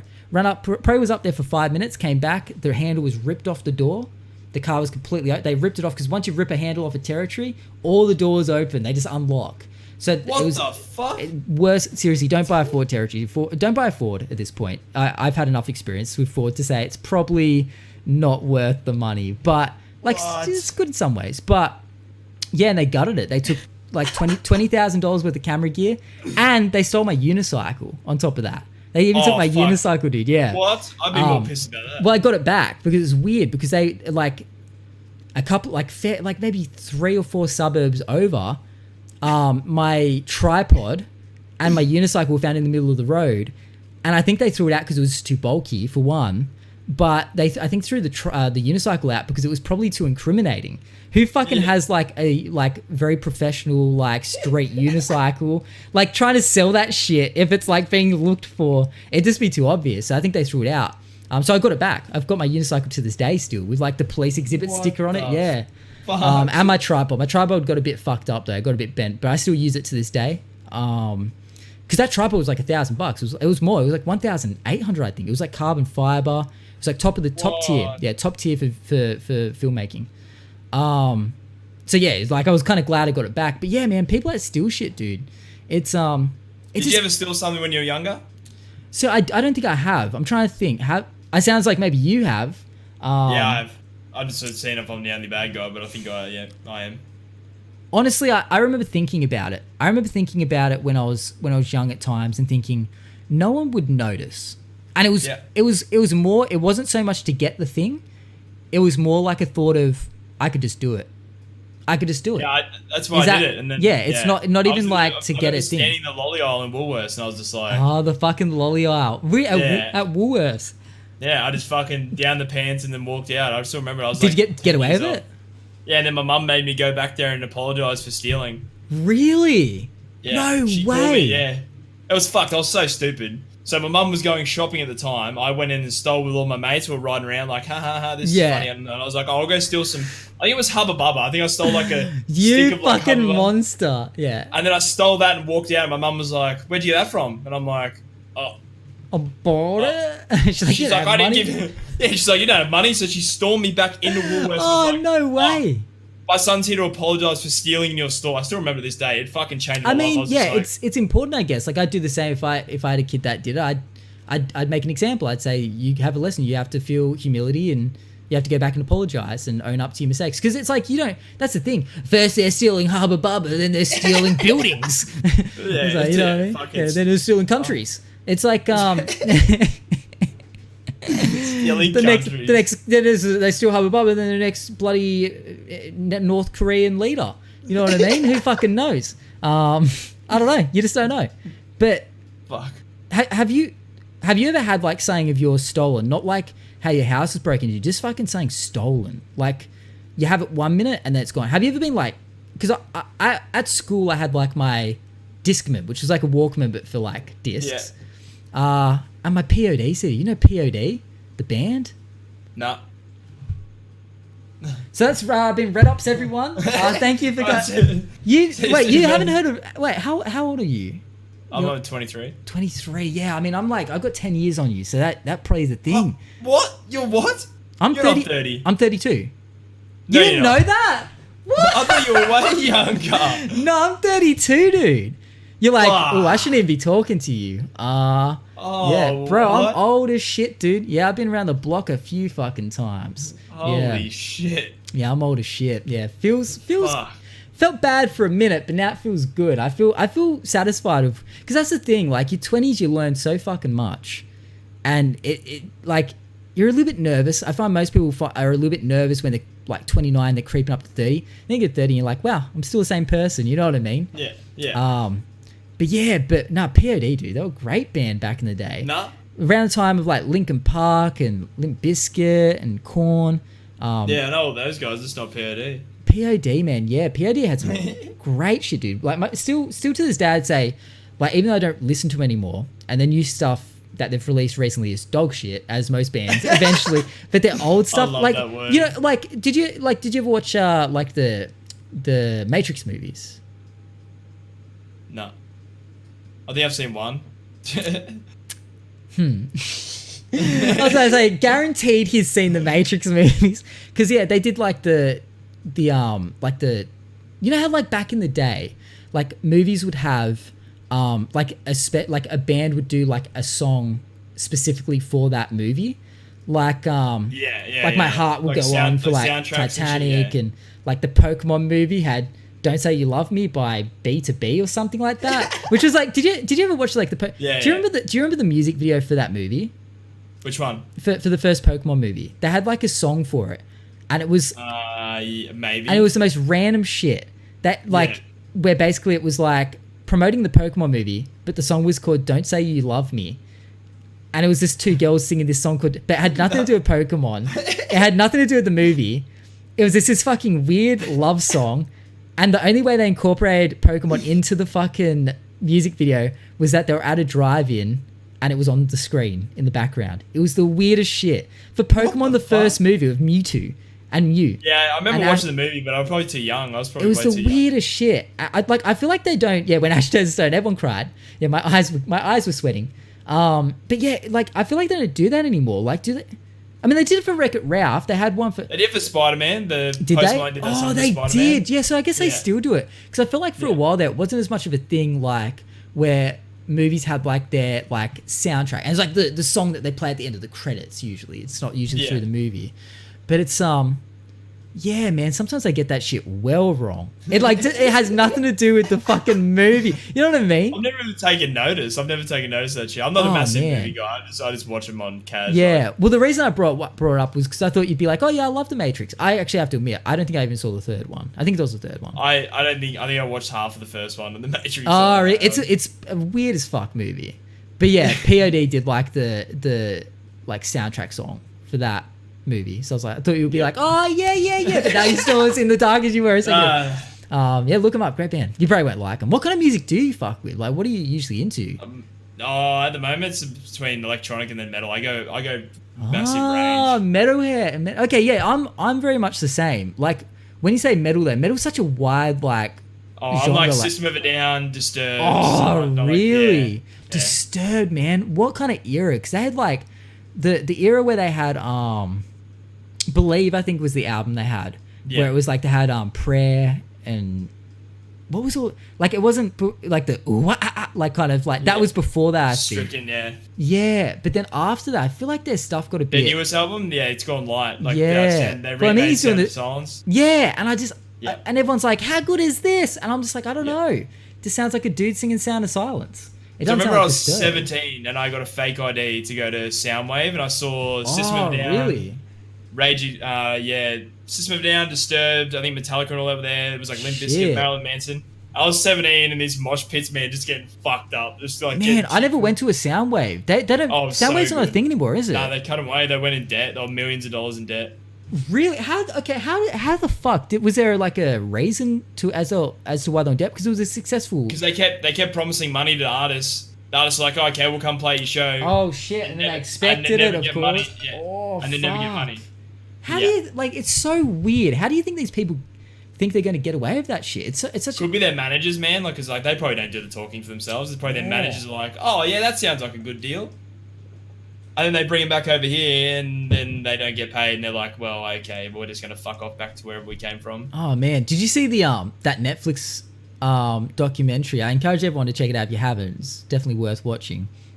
Called Fire, and it's about this festival. It's aimed at like kind of rich people and I think I've heard of this. Yeah, and these guys are well and truly like the definition of overpromise, underdeliver, to the point where it was supposed to be like on a secluded island. It was supposed to have like the hottest like artists, like the hottest women.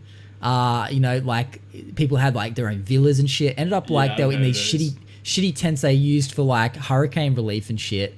That's right. And they'll serve like cheese sandwiches and shit. Like it's so good, dude. It's so good. That documentary, I love shit like that. But then at the same time, you just wonder how the fuck these people exist. Like, because the thing is, like, that person as well that essentially ran that was it with Ja Rule as well. That's the weird thing. You know, you might not know Ja Rule, like kind of R&B singer from probably before your time, Red. Yeah, I'm too much for youngins. Ja Rule and Ashanti. Yeah, Ja Rule was in on it, but for some reason he seemed to get away with it scot clean. Like he didn't seem probably paid his end, then got out while he could. Yeah, because this other guy, like he got people came down on him hard, but then for some reason he was like, spoilers for the end of the documentary if you don't want to know things, but like I'll give you a second to block your ears, but at the end he's still then able to just conduct business. He's there trying to start new things up. I'm thinking, bro, you just like scam people for like millions, I'm pretty sure. Like, weren't the tickets like thousands of dollars, some of them? Yeah. Like, they were like, yeah. VIP fucking villa. Oh, yeah, 100%. They were like like ridiculous amounts of money. And you just think, holy fuck, how are you ever able to even start? Like, I get worried about like my credit card's a couple of thousand in debt. I'm like, shit, my life is over. It's like this guy was like literally like a lifetime worth of cash in debt for this. I don't know. It's always weird. These people seem to exist. It's almost like they don't get the gravity of it. It's like almost like, you know how like if we were to like owe a bit of money, maybe, I don't know how you'd be, but if you owe a bit of money, you kind of think about it and be like, gee, I've got that weighing over my head. It's like these people, it's like life to them. They see it a lot differently. It's like they're like, eh. It's like I almost imagine in these people's minds, the people like that, they think, ah, fuck it, I'll be dead one day. Who cares? Like, honestly, and I've thought that way as well sometimes. When I start stressing about something, I go, fuck it, I'll be dead one day. Why am I stressing? Like, it's not going to go with me. And it's so easy now. It's so easy now to get finance and to get, like... Yeah, well, that's it. You can buy anything on finance now. You go to any websites like Afterpay or fucking... Which is a fucking scary concept. Yeah. I think Afterpay is like... terrifying, dude. I've never have you put anything on Afterpay before? Yeah, 100%. Yeah. You have? But shit. I only do it if I know I have the money to buy it. It's always bad. And then the missus wants to buy something else with that, and then something else. But okay. So here's my question about Afterpay. Then, if you've got the money to buy it, why don't you just buy it outright then? No idea. So then you've got I don't know. Yeah, because that's what I always think. Like, really, Afterpay is preying on the poor. Yeah, like 100%. Afterpay is not trying to help people. They had a statistic. What are you trying to say? Yeah, I know what you're trying to say. I think it's like Christmas time, and it was on the radio in Brizzy. They said motherfuckers. 60% of families won't be able to make the second payment back of Zip on Afterpay. And everyone's like, oh, there's no like interest on it. But it's like, yeah, until you don't pay your fucking fee. Yeah. And then those motherfuckers are going to come like break your kneecaps. I think it's like 30% interest if you miss your payments or something like that. Like and that's the thing, right? So this is my problem with Afterpay, that it's just another poor man tax, really. Bro, Kmart has it now. That's dangerous. Kmart has Afterpay now. Oh, who doesn't have Afterpay? I feel like everyone, anyone surely would have Afterpay. It'd be like any business would be kind of, because I don't think they have to really deal with the people not paying them. They still get paid. The business still gets paid. It's Afterpay that deals with, like, if people don't pay up, Afterpay deals with it. So it's lucrative. It's for the people that for the businesses. It makes so much sense. they're more chance of getting people that would otherwise not have the money to buy something go, just put it on Afterpay, I can pay this off. I'll get paid down. I get paid in like 2 months time. I'll just pay it off then. And it's like, so they're like, shit. All right, well, these people that otherwise wouldn't buy something in this store, now they have like the potential there to go, well, I don't have the money now, but I still could buy it, and the businesses get the money straight away. And Afterpay deals with the fact that Afterpay gets the benefit of hoping that these people can't pay it back, because then they get the interest eventually. That's like preying on people who are chasing that luxury life, like that they always want to have the most luxurious things, can't afford it, so then they're just getting the fucking. Oh, you mean like putting it on credit and stuff like that? Yeah, always on credit. Like, I mean, always chasing. I mean, surely that's like just. It's like almost a I mean, it's a flex thing for sure. They're not doing it because they. Yeah, but they're not doing it because they want to enjoy the stuff so much. They clearly want to do it because they feel like they want to have that status. They're desperate Well, that's just for status. like, do you need it? Do you need it, or do you want it? That's just that's question. it. And it's hard Like, it's hard. Your brain so often. It's very hard for your brain to be able to separate those two things. Yeah. Like you kind That's of the question be that like, stops me. Like, well, I could use this. Well, I mean, if I don't get like it, it's hard. Like, but yeah. But it most of the time for me, it stops me. So if someone says to me, "Do you need it or want it?" and then I'm just like, "Okay, I don't need to buy that." Like that's a fucking dumb decision. But I see where you come from. Some people just be like, "Oh, they yes, I need make it." reasons. Yeah, they like, make reasons. I need that to impress the girl down the street. Like, oh yeah. They're like, this is lucrative. She could then be my wife one day, and then we'll start, and that will allow me to start a family. So this $70 t-shirt is 100% worth it. For the fact that there's fucking shirts that are expensive out there blows my mind. By the way, they're like $75. That shit. I think I pay for Mad Huey shirts like $50 a pop. Yeah, well, these shirts here, I used to get these from Cotton On, right? Yeah. And they do like 2 for $30. Cotton On is so good, bro. I love shopping there. They were, but they've changed their shirts and they're so wonky now. Because as cheap, they're gonna keep up with the saving money. Yeah, they just make them cheaper and cheaper, and you can tell like it just gets worse and worse. And you're like, shit, man, I had something good then for a minute. But but getting back to the Afterpay thing, the Afterpay thing is terrifying, because you know that if people have money, most of the time they're going to just go, all right, well, I'll use my money. Yeah. But it's the only, like, other than you who said you had the money, you still put on Afterpay, whatever. But most of the people, I'd say 90% of the people that use Afterpay don't have the money. No, they don't have the money till the following week when they should just go buy it anyway. Exactly. So they're thinking, most of the people will be like, well, I get paid next week, blah, blah, blah. But life is so fucking unpredictable. That's the scary thing. Like, money is just, it can come and go so quick. And I've seen it so many times where I think I'm like all good, I'm like secure as fuck, and then next minute you got this weird bill coming up, you lost a leg and you got to get reattached. Who fucking knows? But like, it's like people that put stuff on Afterpay don't necessarily think about that. They don't think about the fact that one of their teeth might fucking fall out of their head next week, and they've got to go get, like, you just don't. So if you have literally no money at this point, and this is me judging you. This is me judging you. If you have no fucking money and you go put something on Afterpay, you got to rethink some shit, because that's dangerous, man. You are playing with fire, because, like I said before, you can finance anything now, bro. You can get finance for dental work. You can get finance for fucking anything. But see, I get that, because dental work is usually a necessity at the time. It's like a necessity, yeah. But when it's literally idle, like when they have it like Afterpay, like it's a fucking lamp from Kmart. It's like or like just clothes at like, you know, a cool clothing store, saying, or like, or you know, you go to buy like DVDs and shit. It's like, do you need this right now? It's like, no. And it's like almost like we're conditioned as well to feel like we deserve it in ways, and you might deserve it, but it's like people want that reward.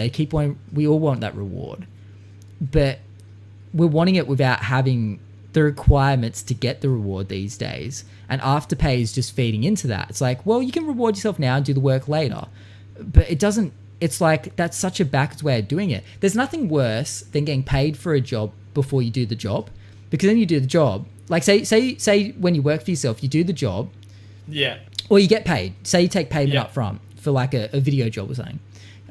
You get payment up front, and then you do the fucking job maybe a couple of weeks later, and then you do all the stuff after you film it, you do all the post stuff, and then you give it to them, and then you're like, oh wow, like I actually already got paid for this.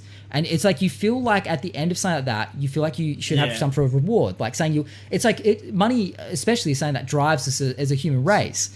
And just a pat on the back. It's like, well done, Matty. Yeah. Well done. And it's like, yeah, you already got paid for it, so it's not like you're losing out, but it's like you don't have that, especially as well. It's like you don't have that drive necessarily as well. It's good to have that drive.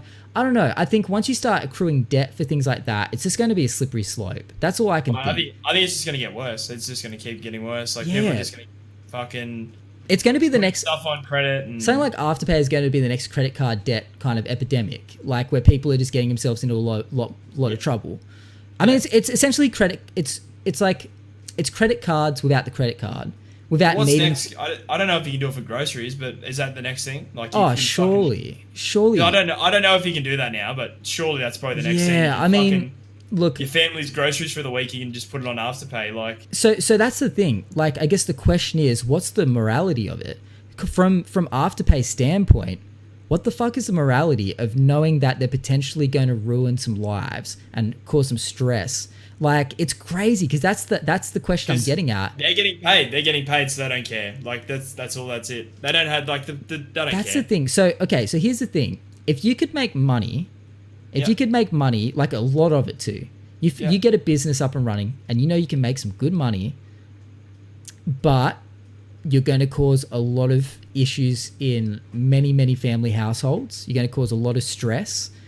Could even lead to people, who knows, like ending their lives over stress. Because financial stress, I don't know the stats, but I'm sure that is a big part of, like, you know, people ending their lives. I mean, it's massive stress.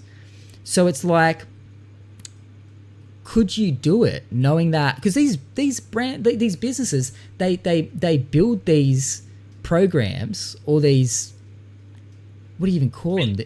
Like, you probably don't know until you're in. You don't know until you're in that position. Like, that much money coming in, like, you're probably just not going to even. But here's the thing: like, they essentially made it knowing that. How could you not? How could you make Afterpay knowing that? Like, because not, that's like, how they the world know. works, man. They know. Yeah, it's just how the world works. Money makes the world fucking go. And it's insane, right? Because in a way, this might be a controversial thing to say, but in my eyes, it's criminal. It's fucking criminal because you're setting these. But then that's how they're doing it though. But they're not holding it. They're not holding a gun to these people's heads to say, no, you must use our thing. And that's how it's legal because they just long as they. But unfortunately, mentally, a lot of people can't see that this is. It's funny. It's like a scam right in front of our eyes because they know that they're going to get more money from you in the long run. They know that like, here's the full circle. They know that most people, like, I'd say 90% of the people, I love to see stats on this, but most people that use Afterpay don't have the money there and then. They probably have no money. If anything, they're already in fucking debt. And then they put something on Afterpay. There's no fucking chance they'll be able to pay that back off. Like, maybe they will, but there's a really damn good chance they won't be able to pay it back off. Because at the end of the day, they're getting paid, they're going home, and their family's happy. So yeah, exactly. The world is just becoming a dog-eat-dog world. Well, that's it. The morality's on it.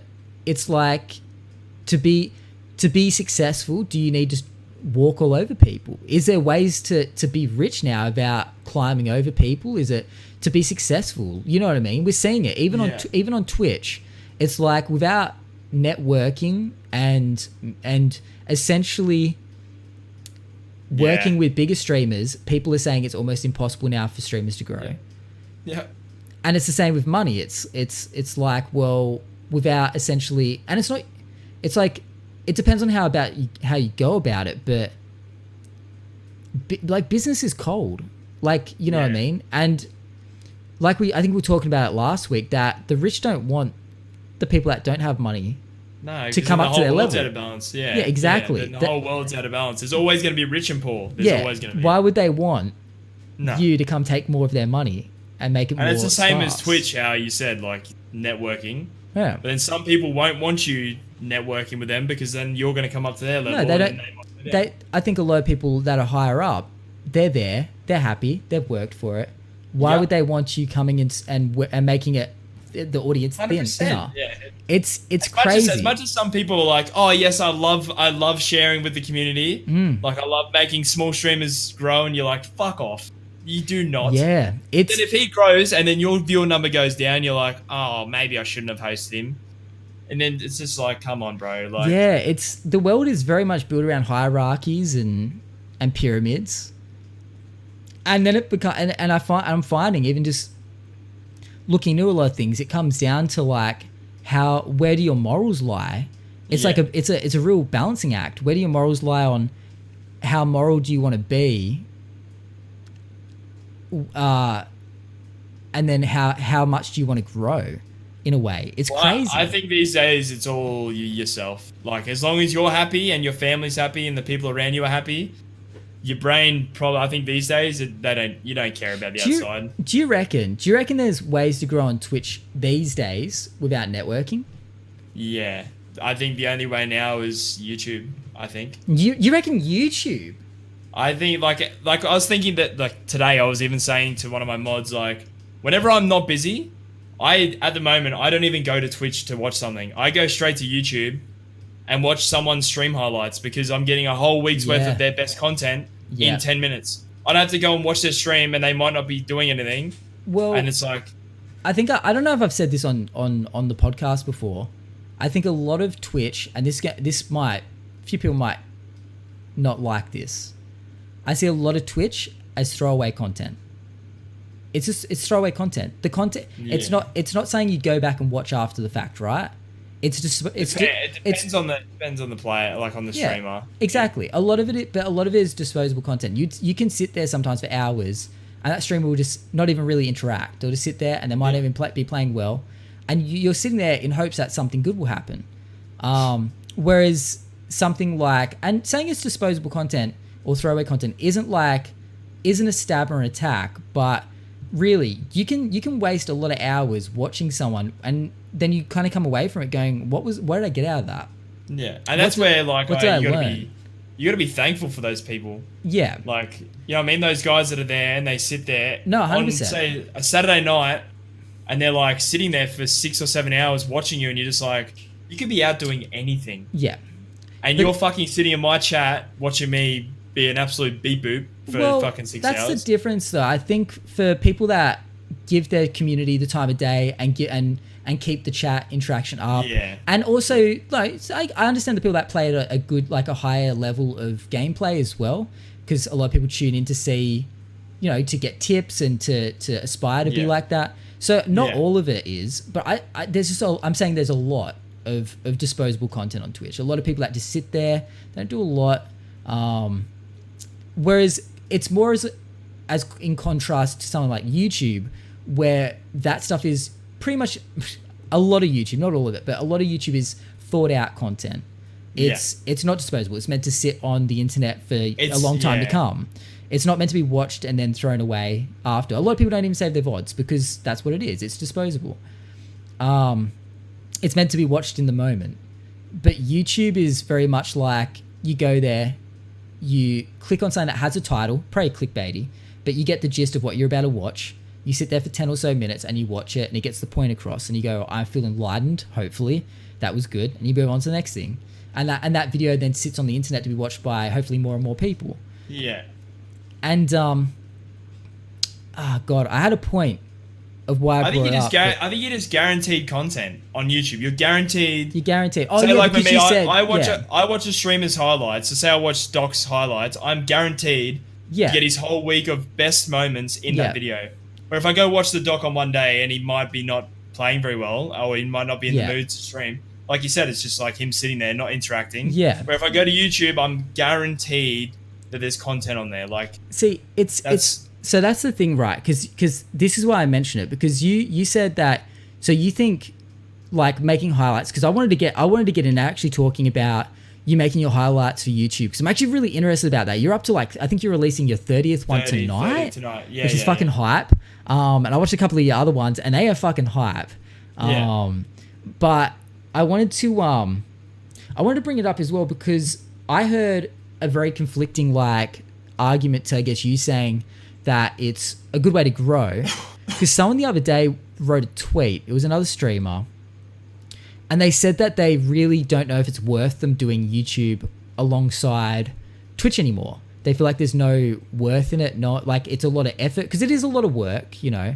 And people are saying even to get like to pay someone else to do it for them or whatnot to get someone else to do it, it's not worth the money because people just don't want to watch it. It's a whole bunch of stuff. They're saying that they just don't see the viability in it. And and I want to talk about Refract in a minute as well because I know he's got a part to play in it a little bit. But it's funny because a lot of people are seeming to think at the moment that YouTube is like a bit of a dying platform. Do you not think that YouTube is on the decline in ways? Do you think it's still? Do you think you need to do YouTube alongside Twitch to grow? No, do you think you don't reckon you don't? Nah, but you talk to a lot of streamers and they said their growth came from YouTube. Yeah, and I think even just like what I do with Refract, obviously he puts out my highlights for me. Yeah, that's at least another place for someone to go. That's the sort of what I'm trying to like how you have like an Instagram. You have an Instagram, Twitter, Twitch, YouTube. Someone in that line is going to find you on there. Maybe they don't follow you on Twitch, but they see your Instagram. They're like, oh, let's go to his Twitch. Like there's just that chance that one day someone's going to come from a different website and find you. That's where I think it is worth doing both because YouTube is still massive. Like if you look at obviously they've fucked over smaller creators on YouTube, but I don't know. It's fucking still a massive inlet of people that don't, because there's still some people on YouTube that don't know that Twitch exists. They just don't watch Twitch. They just love YouTube. Because then you got streamers on YouTube. You've got fucking you can go It's YouTube is still massive, I think. And you know what? I actually agree. I think YouTube is super important. I think so. Actually, on that tweet, someone replied, and I think they had the best reply that. You got to think about what if any of these platforms one day just crashes and burns and you only put your time into one of them, you are fucked because the chance of... You know one. And people won't necessarily follow you to the next thing unless you've already built it up. I think people that aren't working at more than one thing are crazy because it's like you don't know. You don't... It's not like you own Twitch. Like Twitch could just end it at any point. They could even sell out. They could sell it to someone else, and they could say, "All right, we're gonna turn this into a sporting site." Who knows? It's Apple or something comes along with a big bulk of money and goes, "Hey, we want to buy Twitch off you," and they're just like, and they changed the game. They changed the game. And then you're stuck with a platform that wasn't what you signed up for, so it's not working the same way, and you haven't invested time. And the thing is, like, I'm even trying to, with the podcast, I'm trying to spread it onto different platforms, like trying to put it up on YouTube and other audio sources as well. And there's Twitter as well and Instagram. And I think, man, you got to be doing all that shit. Yeah. Because honestly, one as well, you do get a lot of people coming through from other platforms like social media and whatnot. But yeah, I think that it's terrifying to think like not every platform is guaranteed to last forever. We've seen it with things, even MySpace and stuff. Like, and Facebook's not as big as the orange one. What was that one back in the day? The orange one. Bebo was it? Oh, I don't think I fucked with that. I don't even know. I mean, but that's the thing. Like, with stuff like that, people probably thought this is gonna last forever, and then before you know it, it's crashed and burned. Something better comes along. That's the thing. A better streaming platform might come along eventually. But there's so many already. You've got Facebook. You can stream on Facebook. Yep. Stream on Mixer, Twitch, YouTube. There's probably more. DLive, Plexstorm, wink wink. Plexstorm's the cheeky one. But yeah, that's it. But it's like those might not have succeeded, but you just don't know. Like when something's going to blow up and Twitch just becomes a bit of a dead platform. I mean, I don't think it will, but that's the thing. I have to say I don't think it will. I can't say I know it won't. Like it won't ever die off. And that's the thing. This is what some people make their livelihood off, but they don't really like these people, right? Like I know Ninja is pretty much secure. Even if Twitch crashed and burned tomorrow, he could bring. But a lot of the smaller full timers that survive, but maybe are still kind of on their hustle, on their come up.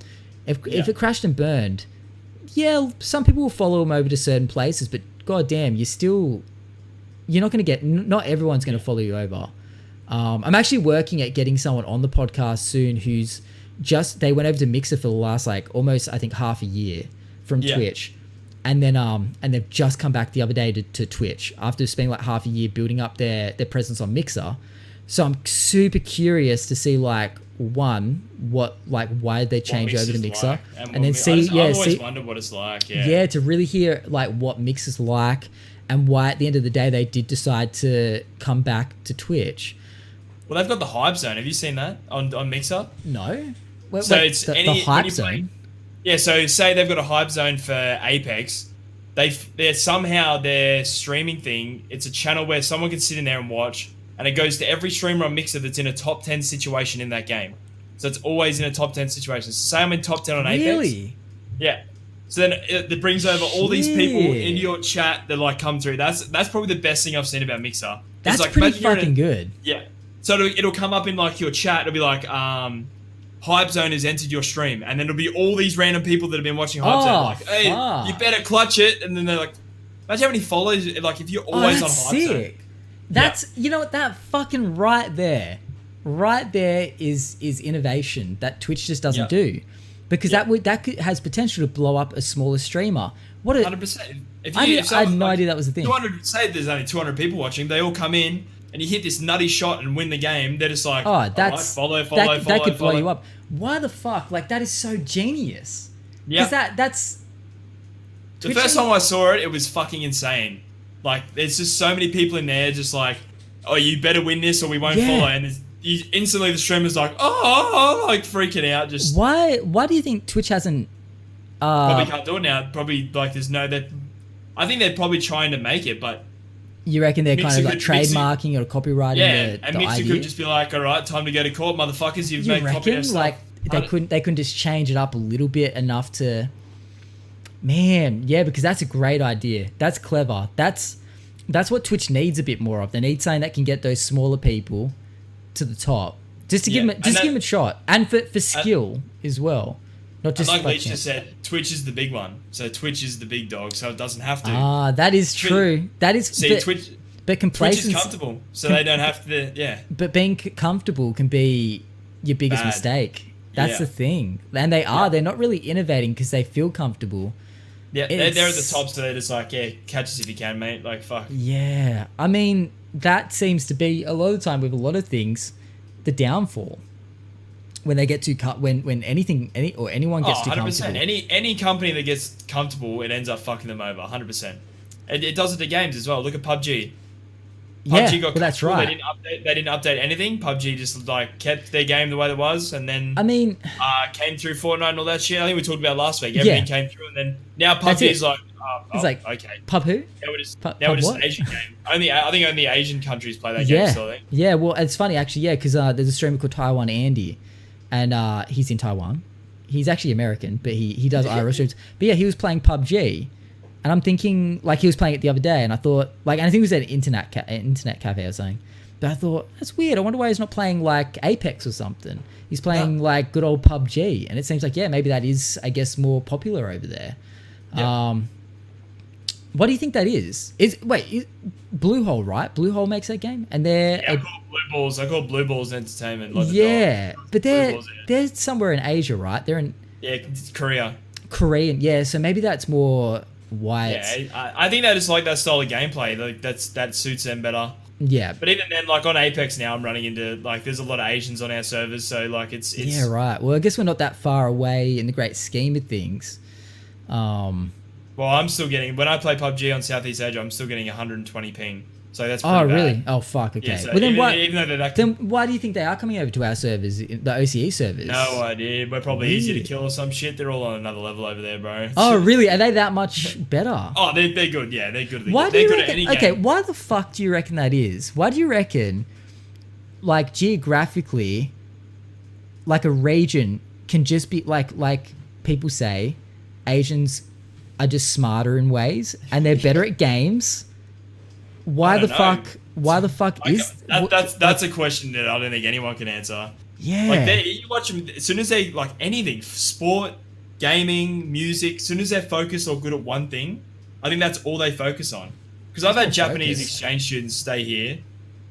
I've like had them stay at my house. 2 Japanese rugby exchange students, and they they said in Japan, when they get told, okay, you're a musician, that's all you do. That's all you focus. You'll do your normal math, science, English, but then other than that, like most of your time goes to doing music. Like that's all. Man. That's all. Do you reckon it's partly to do because in Japan? Look, it could be. You hear that they're quite strict, right? Do you reckon it's like a cultural upbringing thing that they just apply themselves more? I think most Asian countries would be strict though. Like I think most would be like, okay, you're good at music, that's all you're gonna do. But like over here, it's like, okay, you just explore what you want to explore. You know what I mean? Like, yeah. I mean, it works out for them because then they fucking kill it in everything they do. 100%. Yeah. I'm over here struggling with everything, so holy shit. Yeah. Also, welcome into all the raiders, Carla. Thank you so much for the raid. You bloody legend. Appreciate it. We're doing a podcast at the moment, so feel free to stick around. We do one every day. Might have to ask Carla to be on the podcast one day. Hopefully, you guys get into her. Make her feel accountable. Make her feel like she wants to be a part of this. Hopefully, we'll want to come on someday. I don't know. I usually don't ask people like during a podcast, but I don't know. It's all good, bro. You got to strike while the iron's hot. But, hopefully everyone's doing well. Good to have you here. I'm here with RedOpz, the Australian Shroud today.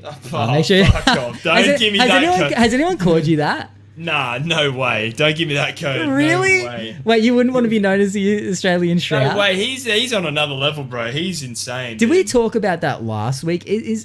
What? Like, I think we might have. I just don't get how the fuck. I just don't get how the fuck he's like. Because I think you said there are people that are as good, but natural. I think it's just some of it's natural, but then he's put in so much time into a game where he doesn't have to fucking. He doesn't have to do anything. It's fucking someone said, what's the subject tonight? Absolutely no subject, baby. This podcast is just whatever we talk about at the moment.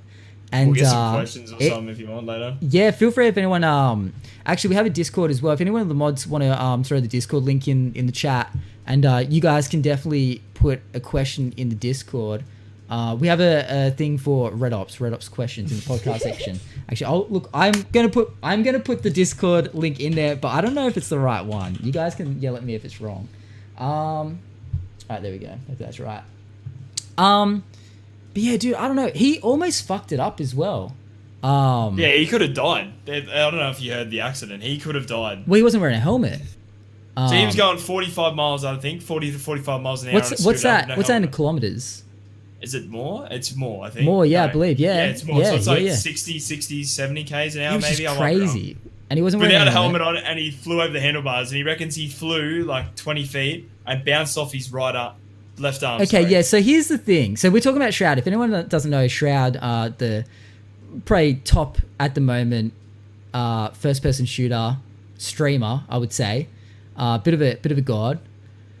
He was on a scooter. It wasn't like a motorbike. It was a scooter. It's like a little scooter, yeah. Someone says like 72 kilometers per hour. Holy fuck. Yeah, it's fucking quick. And he had, I don't know. But here's the thing. Okay, so I saw the clip where he's explaining it. And he's like, time slow. He's like, okay, so I put the brake on. He's like, time slowed down. Yeah.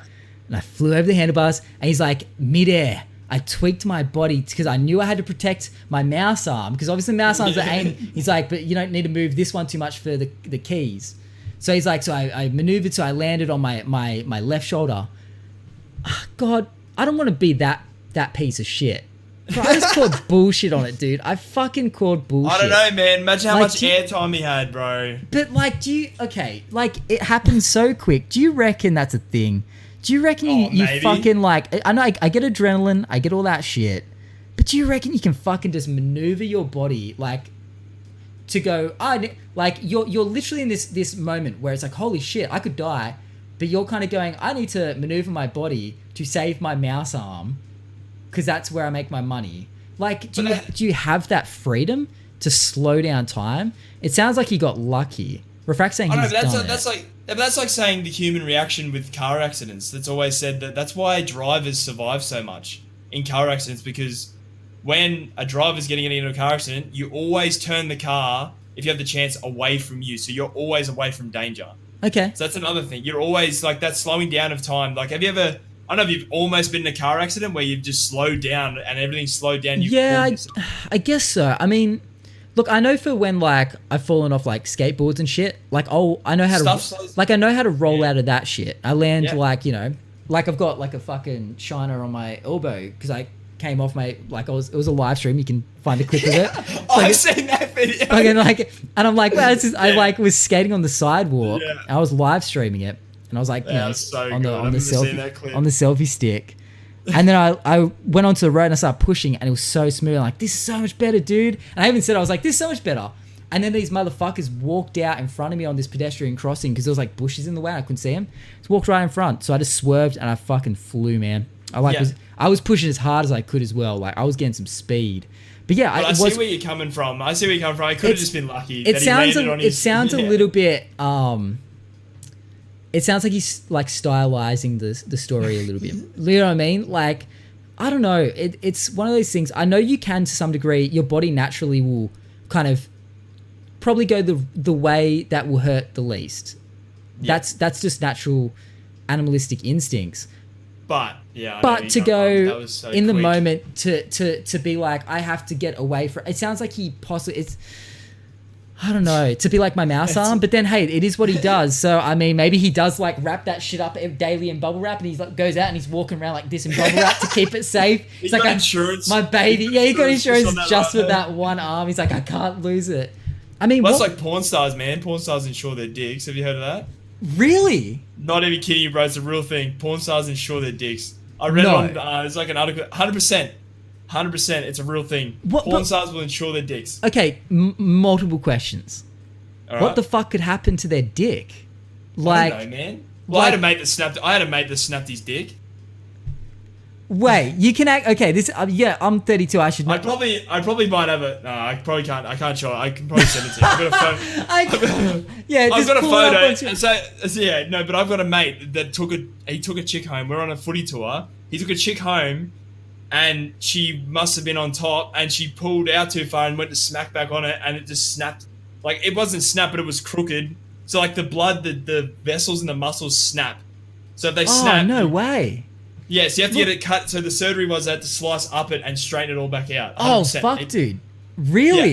Yeah, so Look, okay, so there's that movie. It's like not a very popular movie, but it's got that really lanky kid that was in a few like old school like American Pie-esque kind of movies. There's the one where, God, I don't remember what the movie was, but there's a scene where he gets a boner and he's at school. He gets this big fucking, like, this fucking rager. Big fucking rager. And the teacher thinks he's in the hallway. And the teacher, this big woman teacher, fucking like, you wouldn't want to mess with her. She thinks he's got a weapon. So she grabs his dick through his pants. Yeah. And she's like, you're coming with me, young man. And she drags him by the dick to the fucking principal's office. Have you seen the police one? But he's trying to get out of it. And she breaks his dick. Like in the movie. Yeah, because he's got like a boner and she like snaps it. I think she's trying to get it off him because she thinks it's a weapon. Have you seen the police one? The real life, it's like a real thing. The police one, it doesn't break his dick off. Oh, the cops yeah. They're patting him down, and they're like, "What's this weapon?" And he's like, "That's my dick, officer." And he's like, "Oh, sorry, man." Yeah, and you know he's packing, dude. I'm just saying, you knew that guy was packing. He's got a strap to his fucking leg. Oh my god, dude! It's like, can you imagine that cop like? Clearly isn't as packing. Just grabbing his third leg, just like holding it. Hey, what's this weapon? Yeah, fuck. Yeah, this man's got a baton in his pants. That's classified as a fucking weapon. I don't care. At that point, if that's down your leg, like if that's down your leg. Let's be real. I've always wondered if someone's killed someone having like sex, like. Do you reckon he passes out? Do you reckon he passes out when he gets a boner? Like I've wondered that. I've wondered that. Like if that thing's just like bang and there's just like a lot of blood. Bro, there's some small dudes that have big ass dicks, and you think how do you wield that? Like like you do not have enough blood in your body. Man's one of the Jedi fucking lightsabers walking around, and he's like 5 foot tall. It's crazy. It's like dicks are funny, man. Dicks are funny. What would a chick do if she got you hard and then you're just like, oh yeah? I mean, pass out. What a problem to have. Surely that's the thing. There must be that because I mean that's a lot of blood for some people. That's a lot of blood, dude. Holy shit! Do you reckon anyone's ever fucking died from sex? I've always wondered that. Like some guy has been too fucking big. Because I don't know if died, but you see some big dudes with some small girls, and you look at that shit from a distance, and you think, look at Shaquille O'Neal. How the fuck does that work? She would explode. I don't know, man. But then how do they give birth? You know what I mean? Like, True, but there's they're like pushing out a there can motherfucking watermelon. You know what I mean? yeah, Like, but there can be like a couple of hours to a couple of days of dilation in that shit. This they're pretty much grabbing a bit. They're enough it's like, in it jelly goes. to get the job done. You know what I mean? Like enough lube. To get the job done. I mean, there's video evidence. There's scientific video evidence to prove that it's possible. Let's be real out there. There's literature. There's I'm just saying. There's studies have been conducted. You can find a lot of them on the internet. You just have to be over 18 to see the studies. I'm just saying, but they're there. Going back to the shower thing again. The shower, yeah, we are. It's but the thing is, it's like you see it and you're like, how the fuck? Like there's organs that exist. Bro, like I don't know, man. I'm not blessed with a big one, but like, just like imagine that. yeah, like I'm satisfied. I'm glad. Like, I'm average. Like, yeah, you know what I mean. But I'm not that dude like, that's walking around with a slap in the knees. You know what I mean? Like, no, and I always think there's got to be somewhat of a curse at times. Like it has 100%. to be. That shit must get in the way, dude. That thing's a fucking monster, bro. That thing is like poking people when it gets up. Surely there's certain things like where someone's like, "Hey, come do this cool activity with us, Jimmy." And he's like, "Oh, sorry guys, I'm can't hang out today," and he has to stay home because his dick will get in the way of the activity. Like, surely that's a thing. I'm just thinking, like, some guys probably have some tall guy problems. Sharing up shower, you like shared showers. Imagine that dude walking into a shared shower and you just stand there like having a shower. You look over. You can't tell me you haven't looked at another dude's dick. So imagine like he's showering. I've never been in a shared shower. Oh my god, you're missing out. Really? I've seen every sort of different type of dick you can think of. Like, okay, well, break it down. Have you ever? Okay, man. Have you, like, here's the thing. A guy going into a shared, like, first of all, yeah, someone said missing out with the lull. Yeah, that's one way to put it. So, okay, like, where do these shared showers exist though? My job is a lot of shared showers. Yeah, because I don't think. Look, I've been at the like most rugby change rooms are shared showers. Yeah, see, I've never gone amongst it. So like after a footy game, there's that old dude that's just walking around just with the knee slap, and you're just like, fuck, dude. Bro, so this is the thing. Have you ever gone to like those public change room showers at the beach? There's always that old saggy motherfucker, dude. and he's always like this when you come in, like this naked shit, like just with his dax around his ankle, and you just see everything. You're like, what the fuck, dude? Why do you have to aim that at the doorway? And it's like it's like they're hired there. It's like a conspiracy. Like 100%. That person is there, like every fucking time you walk in. Always the same fucking body shape. Fucking butthole just glaring at you, whispering eyes, like sucking you in. Like whenever drawing you you get your closer. first shared bathroom experience, you just watch. Some dudes are so comfortable. You'll be talking to them. If you're just watching, you'll be talking to them, and it'll be this. You'll be making eye contact, and then they'll do this one, and they'll be talking to you like this, and you're like, "What the fuck else are you looking at?" When you're not looking in my eyes. But that's and then you get uncomfortable, and then the thing moves. I don't think I could do it. Like, isn't there some form of like surely I'd be shy, dude. Like, there's guys with like, bro, my first share, but 100%, and then you see the other spectrum. You just see the other spectrum where you're like, bro, that thing is not pleasing. But that's the thing. Someone has to be the smallest. How are you comfortable being like? Bro, I get even being not that big at time if you're not that. But then like, what if you like? Okay, you know about micro penis at this point. Everyone knows about micro penis. Little mushrooms, yeah. Yeah. Like, first of all, that would fucking suck. Oh, 100%. I couldn't imagine how that would work in so many ways. But honestly, I don't know how the fuck you. Okay, I don't know. As a male, most guys have like that body dysmorphia in some point where they second guess their size. Yep. There's that thing. Even if you're fucking huge, as Donald Trump would say. You got it. Like, if you use a shared bathroom, that's when you realize that you're either average, you're either small, or you're either that fucking. And you just have to accept it. You're the King Cobra walking around in that bathroom. Holy fuck. It's like hierarchy. When you're in a shared bathroom, Yeah. it's hierarchy right there. As soon as you get Holy your dick out, fuck. it's just like either you're the king or you're the peasant. 100%. But it's like weird though, because that's the thing. How do you want it? No one wants to be the peasant. No one wants to be the peasant. You can't help it, but what are you gonna do? Fucking get an And you know what? At the same time, if you choose not to strip off, you're pretty much showing your cards anyway. That's a fucking catch-22, motherfucker. Or it's That's the a- dude that he's walking around like this. just Yeah, like- that's a catch-22. You can't avoid it. You are literally fucking trapped at that point. Because if you don't get your... Especially when Johnny's got his big wang out and you're just Yeah. like, fuck. Especially when he's not scared, he just strips off straight away. Yeah, shit, man. You know, like, bro, I'm just gonna go shower later. I'll just fucking, I don't know, I've got shit on. It's funny, right? Dicks, like I said, dicks are funny. Like, we put so much thought into our dicks. Yep. But like... I'm telling you, bro, I've seen I've seen ones that go right angle. I've seen just fucking the weirdest looking. Well, that's the thing. Like, isn't a curved dick kind of like normal? Yep. Yeah. Oh, yep. I've seen enough dicks. Yeah. I'm telling you, bro. It's like, isn't it like you're weird if you have a straight one, right? Like, that's kind of the thing. Like, if you're straight, I oh don't shit. know.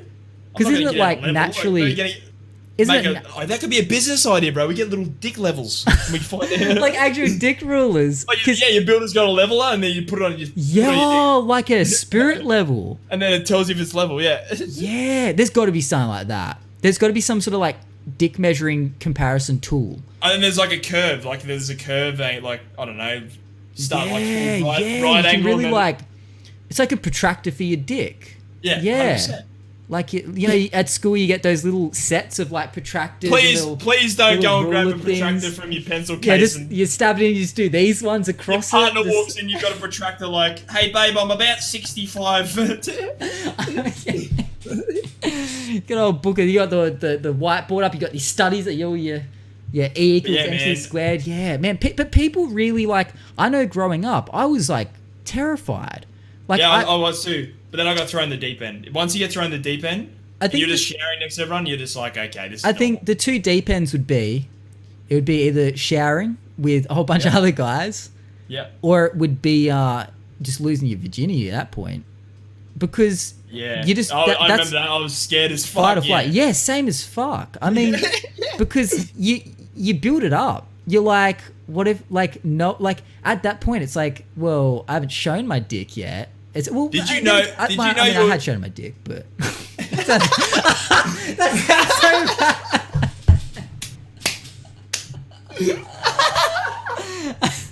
Okay, well, what I meant to say, it's not some like, okay, I wasn't like getting the trench coat out and going, woo, like, you know what I mean? Oh. It was, you know, yeah. Hey, so- babe. yeah. She's like, oh, and it's funny though. It's like I said, like we freak out growing up so much. And I think like it's like a pretty big statistic of the amount of guys that do freak out about that shit.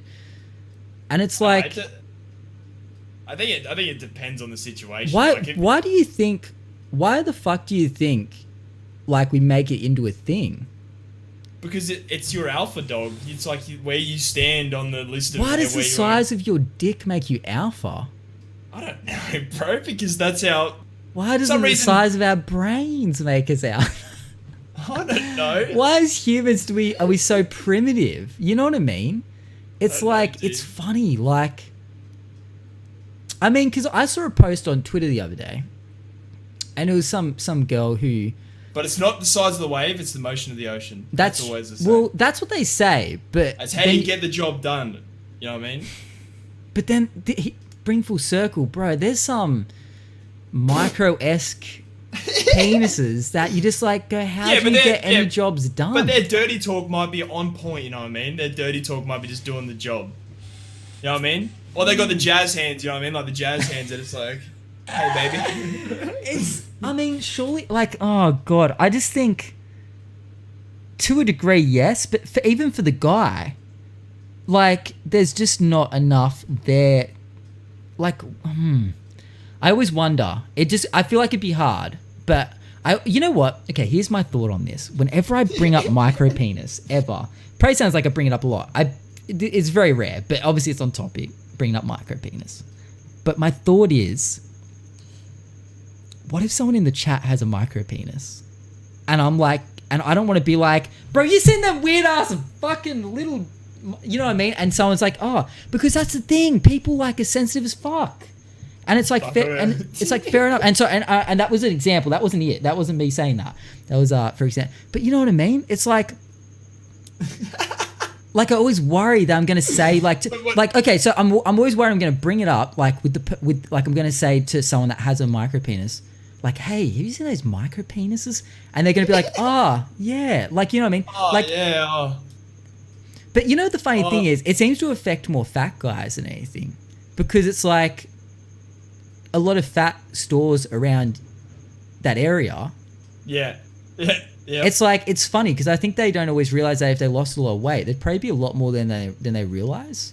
Yeah. It's like almost like I don't know what thing. happens, man. I just accepted what I got. No, worst thing is when you're skinny and you're just like, well, shit. Yeah, no, I got a little field mushroom. That's all I've got, boys. That's it. I gotta work with what I got. Like shit. If anything, it's better to have that option available to you. But what? yeah, You can't do anything about it. What are you gonna do? See, I don't know if people in the chat are serious. Pete says, mine's close. Not sure if it actually classes the one though.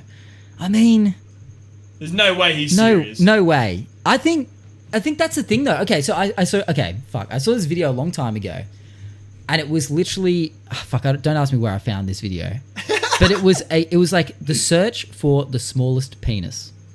What? Yeah. How big?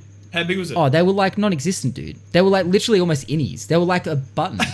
Like, and it would be like they were searching for. So these guys would literally go on this show, like it was like an internet thing. Yeah. To like, and they were like almost trying to compete with who had the smallest dick. Hold up. I'm gonna look up what the biggest one is. I'm gonna have a look up what the biggest. Do you reckon Guinness fucking sorts that shit out? 100%. Really? Hopefully no one checks. Okay. Everyone put your guesses in chat. Biggest dick in the world. In the world in inches. What I'm gonna say? Look, it's over. Like it's got to be a foot and a half. Oh my god! What's a foot? Like a foot's like, so it's got to be. Let me just work something out. Let's work out some logistics right now. Over the knee. I mean, I'm not a very tall guy, so I mean, for me, like someone's dick on like. Right. Do we want the answer? It is. It comes in at 18.9 inches and weighs 2 pounds. 18. Okay, wait. Let me get. I need a tape measure. 18.9. How many centimeters is that? Okay. I'm dipping. I'm gonna go grab a tape measure. I'm gonna measure that on my body and see how close to the ground it's gonna be. Let me give me a sec. Bro, that's a snake. You're gonna die. Like that's what we were talking about. That's what we were talking about. At that point, like that dude must pass out. You know what? It's probably on the skinniest, smallest motherfucker. He's just it's not. It's not. There's a photo. Okay, hold on. Let me grab the tape measure. No, they're calling it 19-inch.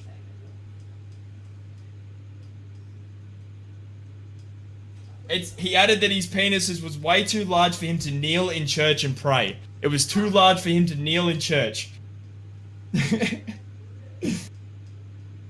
I cannot do anything, I cannot work, and I am disabled. I want authorities to declare me as a disabled person and give me support. That's how big this man's dick is. How do I not have a measuring tape in this house? I don't know, how many centimeters is that, chat? 47 centimeters? Oh my god.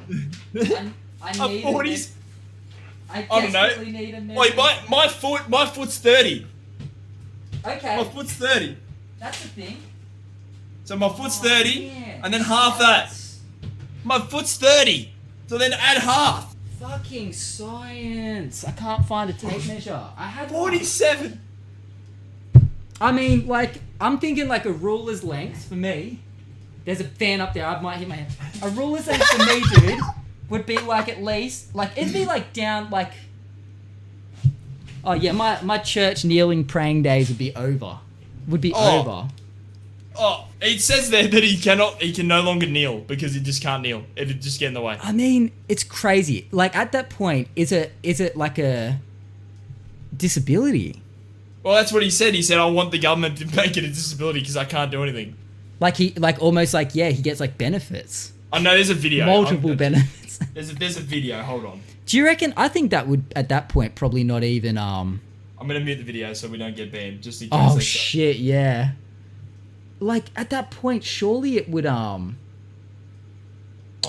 wouldn't even go up. Surely he wouldn't be able to get that up. It'd just be like, it'd just probably go from like this to like bro, that's like this. No, that's flaccid too. Oh, he's carrying shit. it. He's carrying it like this. Oh no way! I reckon he wouldn't be able to go anything other than flaccid. That like. No way, he'd die. If he it's like he's dead. he runs some serious risk, right there. Like 100%. He's running some risk. Oh my god! Well, have you heard of the guys that get like elephantitis, where their balls, What's that? their balls grow so big that it looks like they're sitting on a beanbag. What? Elephantitis. It's where the balls grow. Pretty much, it's almost like they have to sit on it. They have to like sling them up. Because they're hanging, like they grow like.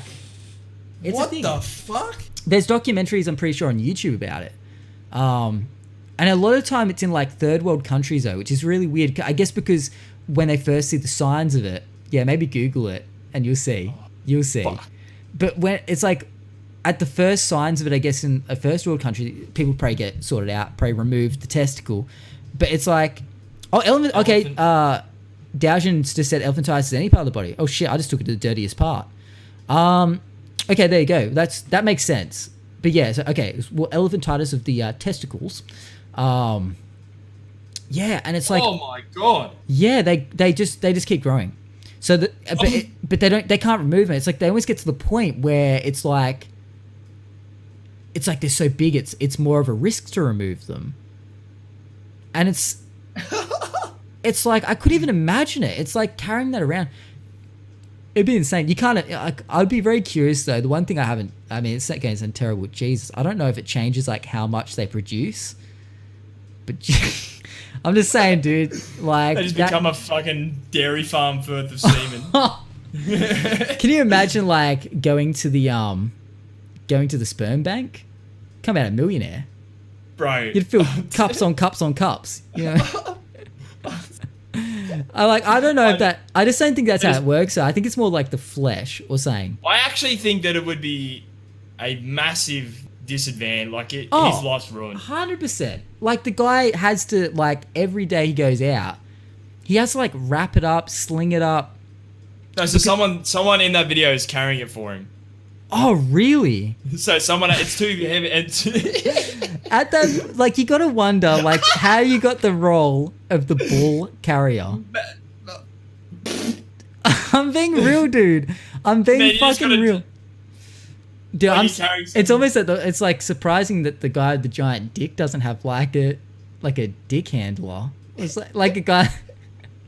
Like, can you imagine like one of those little like trolleys out in front, and it sits on front of the trolley, and he walks around. Just a skateboard. Skateboard with a pole on the end, with a little U shape, and it sits on the. Just like slings, just drapes it over, and he just rolls ahead of it, baby. I just think.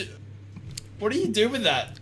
Oh, I mean, that's the thing. What do you do? But that's the point. Can you get cut off? What, the penis or the balls? Oh, the balls. Penis. Oh, the penis? Oh, yeah. I mean, here's the thing. Penises, from what I can gather, aren't like the most easiest to cut off. Like, I'm guess surgically, yeah, of course. But have you heard about that guy that he put a fucking adder. He was a cannibal, and he put an adder in the paper or some shit. This was a long time ago. This could be fact. I don't think it was though. Yeah, he put an adder in the paper asking. Maybe it wasn't on the paper. It was probably on the internet. Because I'm sure the paper wouldn't print that. I'm sure it was on the internet. It would have been on the internet. But he put an ad out asking for people if they wanted to be eaten, and people fucking applied. People said yeah, sure. So they went to his house and they ate it. He ate them. He ate these people. What? No way. It's. I mean, you can look it up and double check, but there was one because the guy because there was an interview with the guy. I think it was on the news once. Do you imagine what that would? Do you think that would taste any different than like normal meat? Yeah, so say someone put a slice. Say someone cut some rump off your ass right now, cooked it up, and they it's put a a bit good of rump fucking steak. question. Like imagine that they put a rump steak. I think it tastes a little different, but you possibly might not, you might not know straight away. I mean, I don't know. I've never eaten a human before. But the thing is that, yeah, they had an interview, because I remember that was the thing. They had an interview with the guy who ate the people. And he was talking about how this guy came over and they cut his dick off and they ate it together. They cooked it up and they ate it together. Him and the guy that cut his dick off, they ate it together.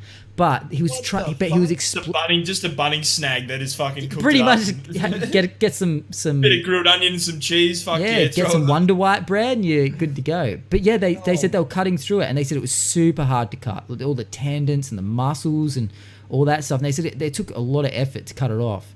But then there's also there was that rapper. There was that fucking rapper. There's it might be a Vice documentary or something. I'm not sure. It's saying on YouTube.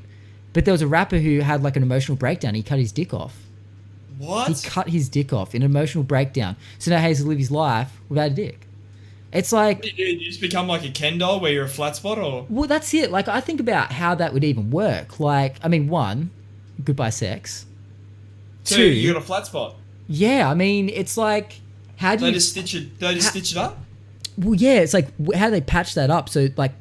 Man, how does he even pee? I mean, that would be the biggest mess, dude.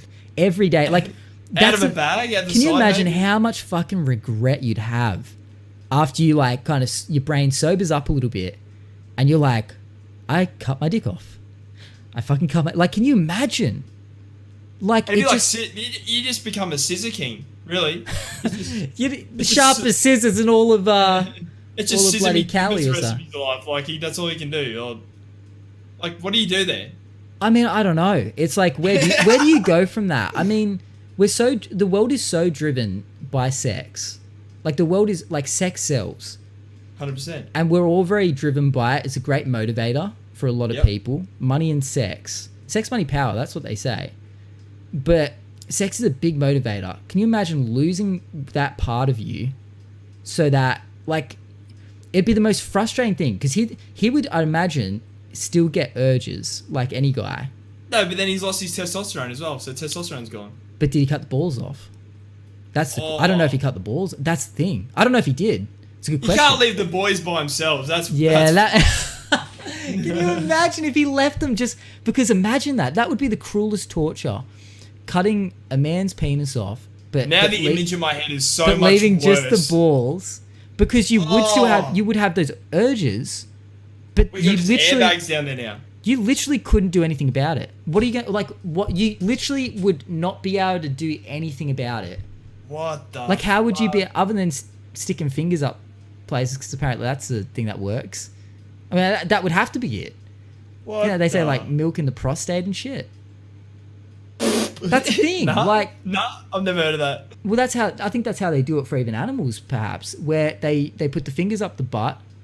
Because that's how you trigger the prostate, and I think that's how they artificially, like, that's how they get animals to ejaculate, so that they can use the semen to artificially inseminate other animals. I did not know that. Yeah, the prostate gland. Yeah, helps you come. Someone said so. Yeah, so it's like the fingers up the butt. It's like I saw a movie. I think it was on, was it Road Trip? And it was that Sean William Scott. He's like in American Pie and all that. He's Stifler in American Pie. I don't know if you've seen American Pie. Nah. You've not seen American Pie? I'm dumbfounded by this fucking prostate. What? Because it's in the movie Road Trip, and he goes to. I haven't seen Road Trip. I've seen some of the others. Okay, yeah, because he goes to give semen. And he goes in and he says, and I think the nurse gives him like some magazines. I think he said like, "Oh, is there any other way you could help me?" or something. And she's like, "Oh, I'm sure I could help you out." So she goes in the room with him, and he's like, "Oh, I didn't think this was going to work," and he's all excited and shit. And she's like pants down. He's like, "Oh, okay, shit," thinking he's going to have sex with her. Oh, and then she bends him over. She's putting gloves on, and she just fucking rams him up there. And he's like, like he's fucking like, he's like losing it. And it takes him like 3 seconds, and it's like just completely bam. You know what I mean? I've only seen the one where he ejaculates. And if movies have taught me anything, wait, what? Yeah, there's American Pie where he ejaculates and he kills his grandma. Have you seen that one? Wait, which one's that? There's been so many now. I'm trying to think. Yeah, wait, is that what? I'm pretty sure that's an How American do I not Pie. remember that? Fuck, I'm trying to remember which one it's in. How does he kill his grandma? Yeah, they come home from somewhere and he's doing it in the lounge room to a aerobics video, and Okay. they all walk in the front door and he turns and he just splurges straight on grandma and she dies. I'm not even kidding you. No way. 100%. There's Holy 100%. shit. Yeah, he's doing it to like an aerobics video and they walk in the door and he just turns and hits grandma in the glasses and she has a heart attack and dies. I've thought about this, right? And I don't know how much dirtier we can fucking get for this podcast. This will be the one to beat. But I have actually thought about with oral sex. I'm trying to word this now. I'm trying to tone it down a bit. With oral sex, obviously, some people finish in the oral area, and I've always thought if that's ever, because you've got obviously like windpipes and shit. Yeah. And sometimes it comes out pretty fucking quick. Like, yeah, you talking catching off guard or? And I'm just saying at all, and it's a sticky substance. Fuck, this might be too much for the pot. But I'm just saying, I have wondered, like it's a choking hazard. What I'm trying to say, it's a fucking choking hazard. It is. Right. There's That's gotta why be. I think. That's why I think that like in the terms of, I gotta say this the right way. I'm trying to like tone it down because I'm worried people are gonna like it's gonna be like literally the. People who get can do banned or that something. are talented. People who can do that are talented. That's all I can say. They're just a talent. That's just a talent. Wait, which part? Like, Oh, like. just being able to like smack back a load of like it's mouthwash, just no problem. Just Yeah. that is a talent. Okay, that's it. It is, but that's the thing because it's like, I'm sure there's been some unprepared people, and it's gone off, and Pull it's them like, off but guard. but you've got like your windpipe and shit. I just think like, I've almost choked on literally like the tiniest bead of saliva going down my windpipe. That's what I'm trying to get at. That's where I come to. It's a talent. Yeah, but 100%. not everyone has talents. No. That's But what I'm you don't know saying. until There's you try. some novices out there. Do you think someone's died from that? Yeah, well, I think it's potential. Yeah, I Where think you're it's- doing someone's behind doing the Heimlich remover, trying to remove the. and that shit ain't gonna just fly back out this time. You know what I mean? It's like Well, it's gonna hit grandma on the glasses. it's like someone with a fucking like Clag glue bottle in the throat going. You know what I mean? That shit goes down your throat. You're fucked. And I just think of the same thing as like. Oh my god! You know what I And mean? are you gonna do mouth to mouth with her after, or him? I think you try your best to save the situation. You caused it. I mean, what do you do? Can you get done for manslaughter at that point? I don't know, bro. Like, What's the wait, legalities? I'm gonna have to look this up after. Wait, what's this? Imagine going to court. Oh, God. Someone's just fucking. Someone just sent me a link. Who was that actually? Taka. Thank you for the link. It says Japanese porn star drowns in semen while filming bukkake scene. I don't know how credible. I don't know how credible the gold There's water no way. is. You can't. Surely you know when enough is enough. Says there is a tragic sense of grief today as Japan's adult movie industry is mourning over the loss of a popular actress who died in an accident while shooting a scene for an upcoming film. The 23-year-old actress, who remains unnamed due to Japanese laws requiring her next of kin to be family notified first, died after drowning in semen while shooting at a studio in Tokyo's Shinjuku district. Wow. What? I mean that's bukkake, isn't that like multiple? That's like multiple. That's multiple. Oh, yeah. bukkake is a word meaning to splash rudely. Rudely. You're sharing in that shit. That's what it says. Bukkake is a word meaning to splash rudely. Rudely fucking is. Yeah, that's one way to put it. Do you reckon she signed a piece of paper that said? Oh, they're gonna. After now, it's gonna be an unlucky? It's gonna be an OH&S thing, surely. It says here the director said he tried to scoop as much of the semen out before starting mouth-to-mouth resuscitation, but it was too late. There was nothing anyone could have done. What the hell? What did he grab, an ice cream scoop or something and just started? Yeah, what do you do? Like scoop? it's like, I'm not surprised. Like, I'm not surprised this exists. Oh my god! The camera crew stated that for this scene, there were around 30 male actors lined up. No way. The actress That's was a kneeling shower. the actress was kneeling on the ground, and the actors were taking turns to ejaculate onto her. The director insisted that they direct their semen into her mouth, which is quite normal in the JAV movie. Or in a JAV movie. Japanese adult video movie. Holy fuck. That is so fucked up. Bro, that's the thing. I suspected it because it just seems like it's one of those things. It's like, it seems dangerous. That's But like when you got 30 that's guys. that's like the Fear Factor. Do you ever watch Fear Factor? Well, okay, I didn't watch it, but there's that. I don't know if you're alluring to the part where they drank the jugs of semen. Yeah, The goat that's how semen? the show got cancelled. Yeah, that's how the Is that how show it got cancelled. Yeah, because they got a hold of it. The donkey, it was donkey's Semen. donkey's juice, yeah. Yeah. And that's how Joe Rogan talked about it. He said that's what ended the show because Yeah, they got a shit. hold of it. We actually Yeah. watched that on our stream only recently for some reason. Yeah. I don't know why, but it was I was gagging watching it. I mean, Bro, that Fear Factor show scared the shit out of me. That Oh, stuff they- they were doing. the thing is, I'd rather do a lot of the like dangerous stuff than the eating challenges. 100%. They were I- eating just like Oh, the eating challenges, I could not do it, man. I've got the weakest stomach. It wouldn't even go down. It just wouldn't go down. But the funny thing is, they had two options. They had either you could choose. I think one person had to drink the semen on the team, and the other person had to drink a thing of goat's piss. oh my. But it's God. like, obviously you choose the pee. Like, it'd go down so much easier, dude. The other thing's Well, like, Joe Rogan said that he reckons the girls were choosing the semen and the guys were choosing the piss. I mean, why though? Why do you reckon that is? I don't know, man. I would not be able to do that. There's No no, way. way. And he But reckons that okay. TMZ got a hold of it early, and that's what ended the show. Oh, really? What would you choose? You have to think. Oh, fuck. I don't know, man. I'd go piss. I would. Wait, why'd But- you have to think about it?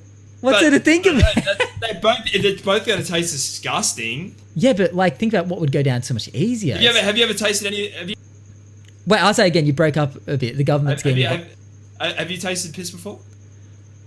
No, I haven't. So, But I I don't haven't- know I don't know what semen tastes like either. So I don't No. know. But okay, so there's like obviously like those things that people say, like if you're out in the desert and you don't have any water, they say you should drink your own pee. That's how you preserve yourself. Like you'd do That's that. that taste, bro. No but, way. Oh, or you're gonna die. It's like the brain surgery while being alive, or while being awake, I should say. Like it's like when it's a fight or flight situation. So you would take the piss 100%. Oh, guaranteed. They'd be like, which one do you want? They turn to ask me the question. I'd be there I'd be like downing it instantly because I'd see what the other option is and I'd know. And they'd be like, oh no, that you didn't have to drink either of these. These were just for show. We got lemonade over here, dude. God. We're just gonna ask. No way. They're like, that's just for the show. That's just to look. But we weren't gonna make contestants really drink this. We're just gonna edit it to make it look like that. I'll be there just chugging it. Supposedly they're all stuntmen though. Like they're stuntmen and women. That's You reckon? I mean, you So can't. Joe Rogan said on the show that most of the people that went on that show were stuntmen and women. They were all competing against each other for the money. You know what? But at the same time, what training do you have to drink piss and jizz? I don't Like know. what train? Just- Like you don't train Just for that. just no fear. Just no fear. No You're not fear, scared of it. yeah. I mean, because You're that's not the- scared of what. Like that's for the us, you'd be scared of what the tastes are like. Where yeah, we don't care. and that's the thing. They got to have people on that are at least going to commit to some degree. So I said, what happened to the podcast that went from yeah, mate, Twitch? No, I think that's the thing. This podcast isn't. It's Twitch is like the. I think that's the thing. I think because we've already had you on, we talked about most of like Twitch stuff last week, but this podcast will always be sprinkled with just whatever comes up. And for some reason, when we talk to Red, and I use the word "cum" not in any form of pun. I'm way too open, bro. That's a problem. I bring up Well, shit that just... I mean, that's the thing.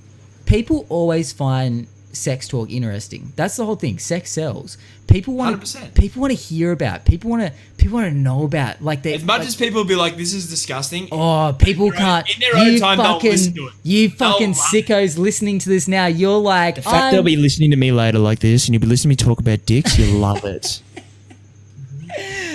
Love it. They'll be like, this is disgusting, but they just won't be able to look away. 100%. Or their ears, they won't be able to pull those earbuds out. Don't tell me you pulled those earbuds out. Yeah, you wouldn't dare, because you don't know what's coming up next. But that's been great. Anyway, thank you for coming on the show. No, I'm just kidding. And that's it. That's all we've got time for. Yeah, I don't know, man. Like I wouldn't go on those shows in the first place. I wouldn't do it. No. I like I said, I'm not a foodie, even in the simplest terms.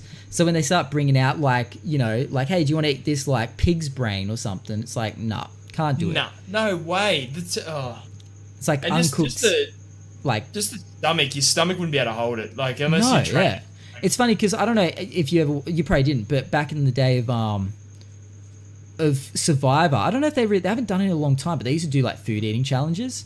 Yeah. And I just think you're on an island. I'm sure there is like a lot of smoke and mirrors of how real a lot of it is in ways, but they do these challenges where they eat like brains and uncooked eggs of things and stuff, and they go back to their camp and there's like nothing really to wash that shit down. I've done uncooked eggs. Uncooked eggs isn't that bad. But like raw egg? But I'm talking like not normal eggs. I'm talking like ostrich eggs, ostrich some eggs weird. But they do it when it's like the actual fetus is in it, or the embryo or whatever. Oh my. Yeah, that's what they do. I believe it's not like just uncooked eggs. They do it like it's got like the creature still. It's pretty fucked. Yeah. Someone said lamb's brains is delicious. That's a crazy thing. What is seen in one place as like the most insane thing to eat is like a delicacy in other places. Yeah. And it's crazy. It's like it comes down to culture. It comes down to upbringing. It's like in the UK they have the black. Oh, black pudding. It's like a sausage made of liver. blood. It's like liver. Blood and livers and shit. Which is crazy. I mean, that's the thing. How many people do you think like eat that? Surely it's not a lot. Surely it's like caviar and shit. It's probably really good for you. That's probably why. You reckon? It's probably high. Like, nutrients and shit. My thing is in life, if anything tastes like shit, it's most likely good for you. Yeah, I mean that's true. I mean all the stuff that's bad for you tastes amazing. Tastes really good. Yes. If you want to work out what's going to taste the best when you go to get a snack, just look at the health star rating. Go for the thing that has literally 1 star. Heck, go for half a star. You know that shit's going to taste amazing.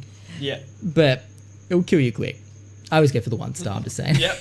It's like if you go for them 5-star foods, it's like it's a shame. Imagine if the world was just food that was good for you tasted good. It's a cruel tease, isn't it? It's a bit of a test. Yep. It's like a test. It's like a bit of Darwinism. It's like, hey, you're gonna eat this stuff because it tastes good, and you're gonna kill yourself slowly with it. It's like the universe is a cruel place. Like it fucking tests you. This stuff's put in front of us, and we kind of go, oh, but it tastes good, and we get addicted to it and shit. Like sugar, man. Sugar's a drug. Sugar is a drug, but it's so 100%. hard. It's so hard to like because it changes your brain pattern. It makes you and it's addictive. Have you tried a no sugar diet? Oh, I can't do it. I got to have a bit of sugar. I did 6 months. I did 6 months. 6 months. But then what? But then how'd you get back to it? And you get like the headaches and the shakes and shit. 100%, bro. It's withdrawals. I had withdrawals. I had headaches. I become an angry person. Like it was pretty much like once I saw the doctor after a couple months, he's like, it's pretty much like coming off a illicit drug. Yeah. I was getting mad headaches, cravings. Like you just see something with sugar, you just want to fucking devour it.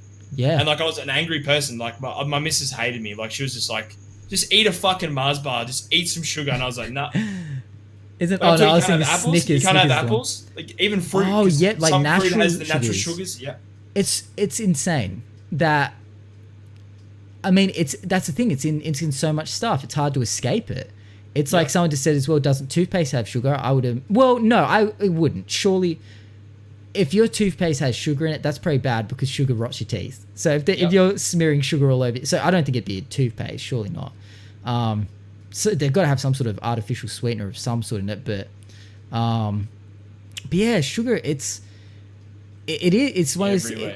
It's everywhere. It's like how the fuck do you break free of it? Like That's like a Macca's cheeseburger. Have you heard about that? Like a Macca's Oh, it's cheeseburger. I think it's classed almost as candy. So if you take the pickle off it, it's confectionery. Yeah, which is amazing because that's why they put the pickle on it because it's 100%. Otherwise, they have to sell it as a fucking confectionery. It's no longer a burger.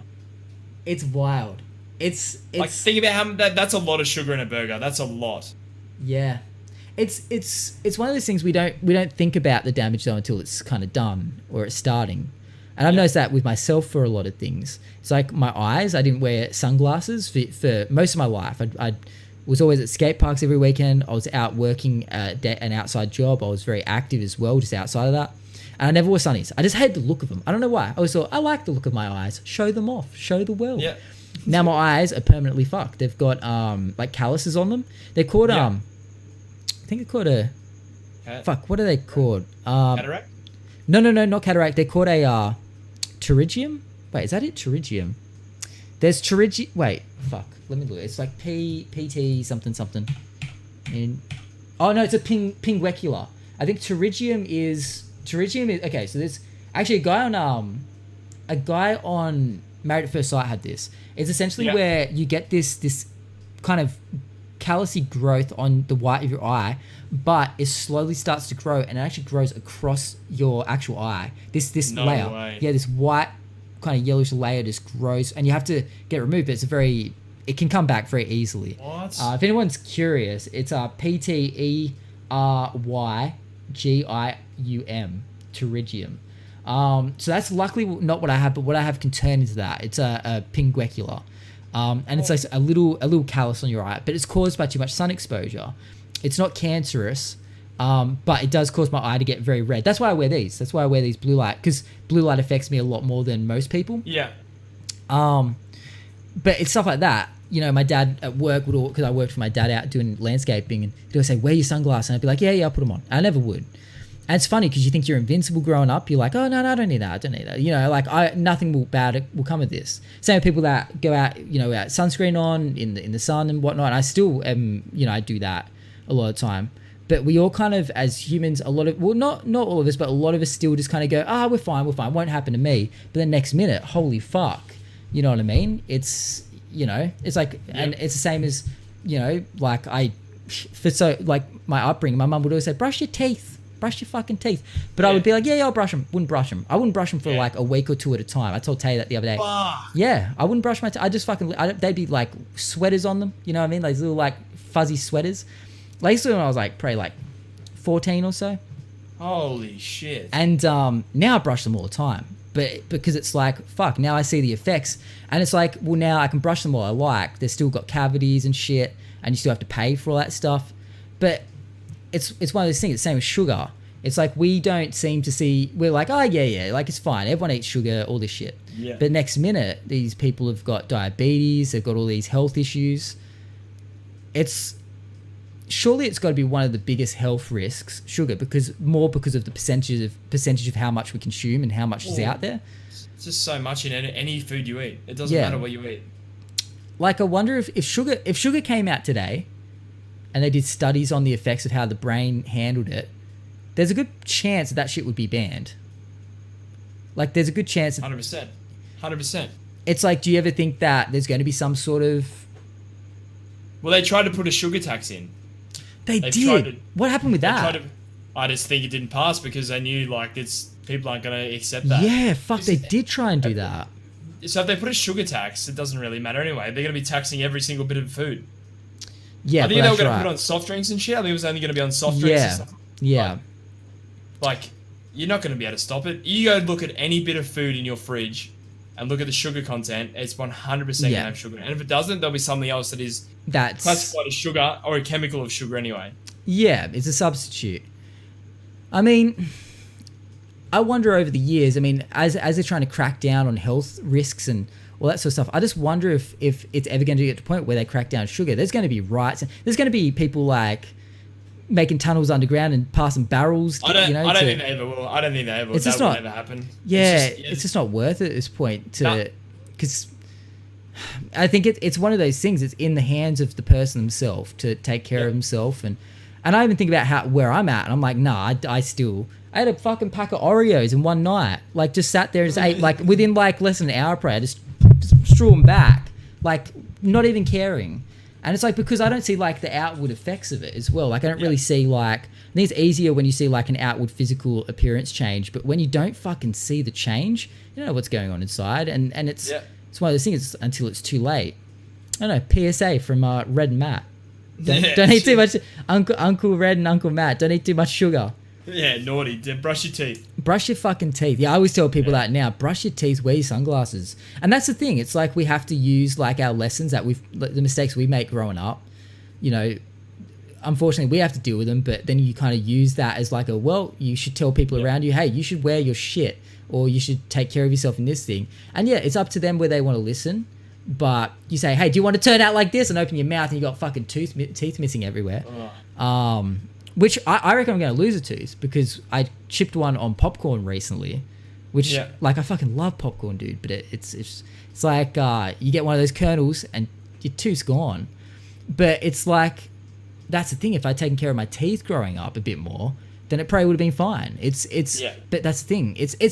They say beauty is wasted on the young. And I believe it. We don't appreciate it, and we don't take care of it. We take it for granted. And then as we get older and we start, you know, and maybe because when we're older we see the effects of, but we take more care of ourselves, I believe, when we get older a lot of the time. Yeah. Probably because we start panicking that we're like losing our hair and our teeth are falling out. So it's more of that maybe panic stage where you're trying to save everything. But yeah, they say that beauty is wasted on the young because we just don't take care of it.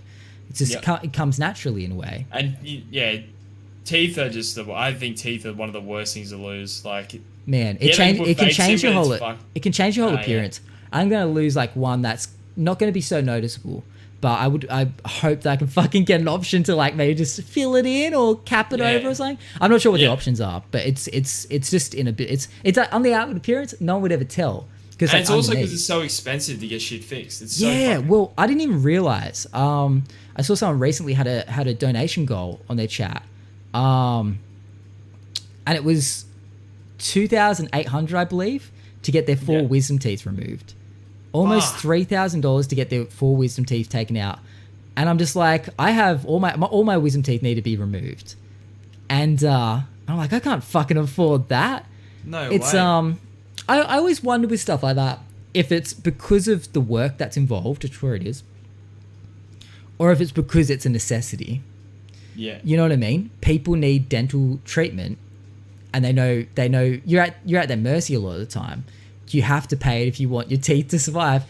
Yeah, I wonder 100%. If the work actually does warrant the price sometimes for things like that. I don't think it does. $3,000 for 4 teeth removed, but what's involved? That might be anesthetic in there as well, though. Like, that might be getting knocked out, though. So that's an anaesthetist as well to go there and knock you out. But yeah, that's maybe the thing. That's like $600. But then I hear a lot of people don't get knocked out though when they get their teeth pulled. And I've heard people say they can hear it getting ripped out of their head. You can't feel it. They'll like numb it.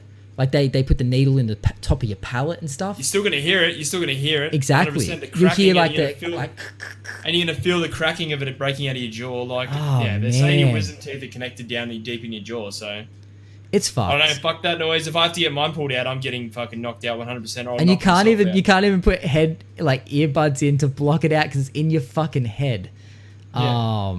You gotta hear the crack. Oh, someone said numbing gel. Really? Because I had a friend, I believe, that said it was a needle, but maybe they probably changed it by now. It was probably a long time ago now I think about it. I got a baby tooth removed and it was fucking hell. Someone said, shit, man. Yeah, I've never had a tooth. Have you ever had a tooth pulled? When I was younger, baby tooth. So that's oh yeah. It's just like a crack sound. It's just a cracking sound. It's what it is. It's really fucked up. Yeah, I've never had a tooth. I got all my wisdom teeth, so I'm sweet. Well, I do too, but mine is so far back and hard to reach because you've got that like bit of jaw that almost sits over them. So whenever I brushed growing up, I didn't even fucking really try and reach it. So they're just fucked. They're like I've got one that it's bad. It sounds it's like almost non-existent at this point. So they've got like it's just wasted away, which is terrible. But it's like one. Why the fuck do we have wisdom teeth? Stupidest teeth ever. But I also think it's kind of crazy that we have that first set of teeth, our like baby teeth, and then we have adult teeth. And I always thought, like, why the fuck can't we just get more and more teeth? Like, why do we not just keep... Imagine if we just keep growing sets of teeth. That would be fucking cool. Yeah, I mean... That would be sick. Like sharks, like that's what sharks do, yeah. Oh, really? They just keep... So sharks keep pushing through teeth. Yeah, because it's funny that we have that we have, like, the first set, it's so quick. It's only a couple of years, really. They and then come bam. and go, yeah. And then we got, like... And then we were expected... for like the 90 or so hopeful years that we might, let's say 80 or so hopeful years after that we might have. Yeah. With those teeth, we have to hope that those fucking teeth go through. You have to look after them, yeah. Chewing on shit like every day. Like having just, even just for before you brush, because not everyone fucking, it's not as magical as a Colgate ad where you eat like an apple, next minute you're in your bathroom brushing your teeth like that, brush after every meal. Like, no, you're at work and shit, you can't do that. Well, the worst injury I had was playing footy, and I had my front tooth and the two next to it. I had a head-on collision with a guy, and it knocked my 3 teeth to the roof of my mouth, and I got knocked out. So I actually ripped to the roof of my mouth. Oh, and I remember the next day I went to the dentist, and the dentist had to pull my teeth back straight, and I had a brace on there for like 6 months. So like and those teeth are healed. They luckily like stayed because they got there because the next day they put them back straight. So like the 3 like your front tooth, and when I woke up I freaked the fuck out because have you ever like chipped your tooth and you like instantly that there's a difference in your mouth like you can feel it, so even if you don't. Even when I woke up I was like When I woke up, I went to bite down. I was like, "What the fuck?" And they were like, "No," like grabbing my mouth, and like 3 teeth were like at the roof, so backwards in the roof of my mouth. And the dentist had to I remember the next day being knocked. It wasn't even knocked out; it was just numbed, and he just cracked them back into place, and then just braced it up. It was fucked up. Jesus, that sounds horrific. That actually sounds bad. Like that sounds I was like 16. Yeah, it's like one of those things that is just it sounds nightmarish. It's like one of my biggest fears is losing my teeth. There was a documentary I saw on YouTube of this woman who was so scared of going to the dentist. She had lost a tooth, and it was one of her front teeth. So she decided, instead of going to the dentist, I think she didn't have the money either, but she was scared. I think she also just had a fear of dentists. I think a lot of people have a fear of dentists, not because of the pain. I think it's honestly the fear of your fucking bank account being dried out. I was reading that's where it's fucking ridiculous. That's the reason why I don't go, because I'm like, fuck, well, I don't have money to go to the dentist at the moment. Yeah.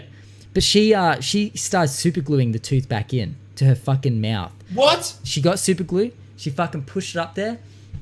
But she did it for years. So the super glue kept building on top of each other to the point where she had made her own like essential dentures. There was this like molded fucking like grainy yellow like gluggy like hard but like fucking substance that she had been like, and she could just pull it out whenever she wants, put it back in. But it wasn't till the show sent her to the dentist. She finally went to the dentist, and they're like, "Can you remove the piece for us?" She reached in, she pulls it out, and it's just like the tooth, and then all this fucking like dried up super glue. I think it was super glue. It was the most fucked up shit. That's and it's like fucked up, man. Yeah, and it's like the lengths we go. Like, she didn't seem like she was a crazy person, but it's like, as humans, I mean, I guess fear holds us back in ways, but money is as well. Like, people are driven to do crazy things when they can't 100%. Get the help they need, and it's scary. Like, instead of helping people, these people are going above and beyond and making things worse. I do believe then she ended up getting like new teeth and stuff, but that's the thing. Have you seen like the veneers now, like the fake porcelain veneers people get? All fake teeth, yeah. I'm like, fuck, man. If you had a shit ton of money, would you ever do it? Nah, no way. You reckon you do it? Things better. Nah. What have you heard about it?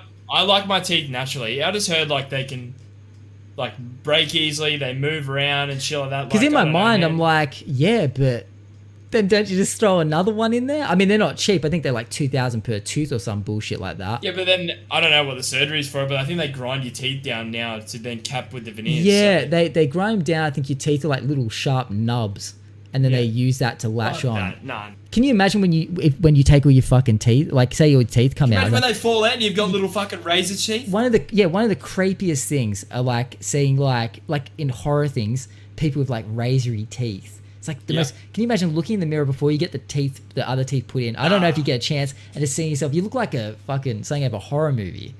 Oh no. But it's the thing. But here's the thing: you've lost a handful of teeth at this point, and say you're at the age you're at now. You've lost a handful of teeth. But you're super rich. Let's just say.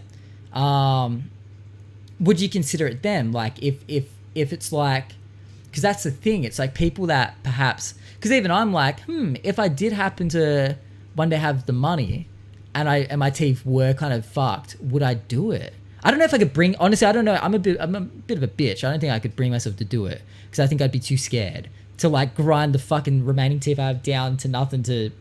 But that's like they can do implants now, where they implant your gums, where they actually screw the new teeth in. Well, that's what I've seen. Where it's like metal shit, and they can they put them, they lock them in. So basically it's like you've got fake roots. I don't know, man. I hate the dentist. It fucking freaks me out. I haven't been to the dentist in probably like. So I go every 15, 6 months, but I still fucking every hate 6 it. months. I haven't been for probably about 15 years. Oh. Yeah. Holy fuck. I haven't been for it. I mean, I've been married for 8 years. Maybe 8. I think 8 years this year. And I didn't go for a long time before that. Look, it's probably been it's been over a decade, guaranteed. Holy fuck. Yeah. So it's like, that's the thing though. It's like money. Like how much does it cost to usually go for like a checkup every 6 months? See, I get it for free. So. Okay. Because see that's a benefit right there. Yeah, that's a fucking benefit. Yeah. Something to think about. Might have to sign up. Yeah. Just for my teeth. It's like, do you talk about your work openly? Is that something that you're?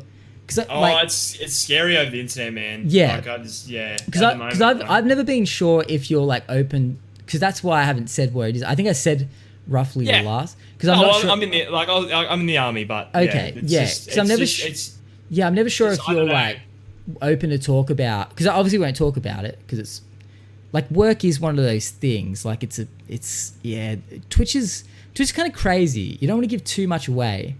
Yeah, I just don't know who can get a hold of what and then what we're allowed to talk about. You know what I mean? Like it's very like the internet's very scary. Like if someone wanted to, like we said last week, they could find out who I am, then track me back to work, and then work finds out. Yeah, like it's just I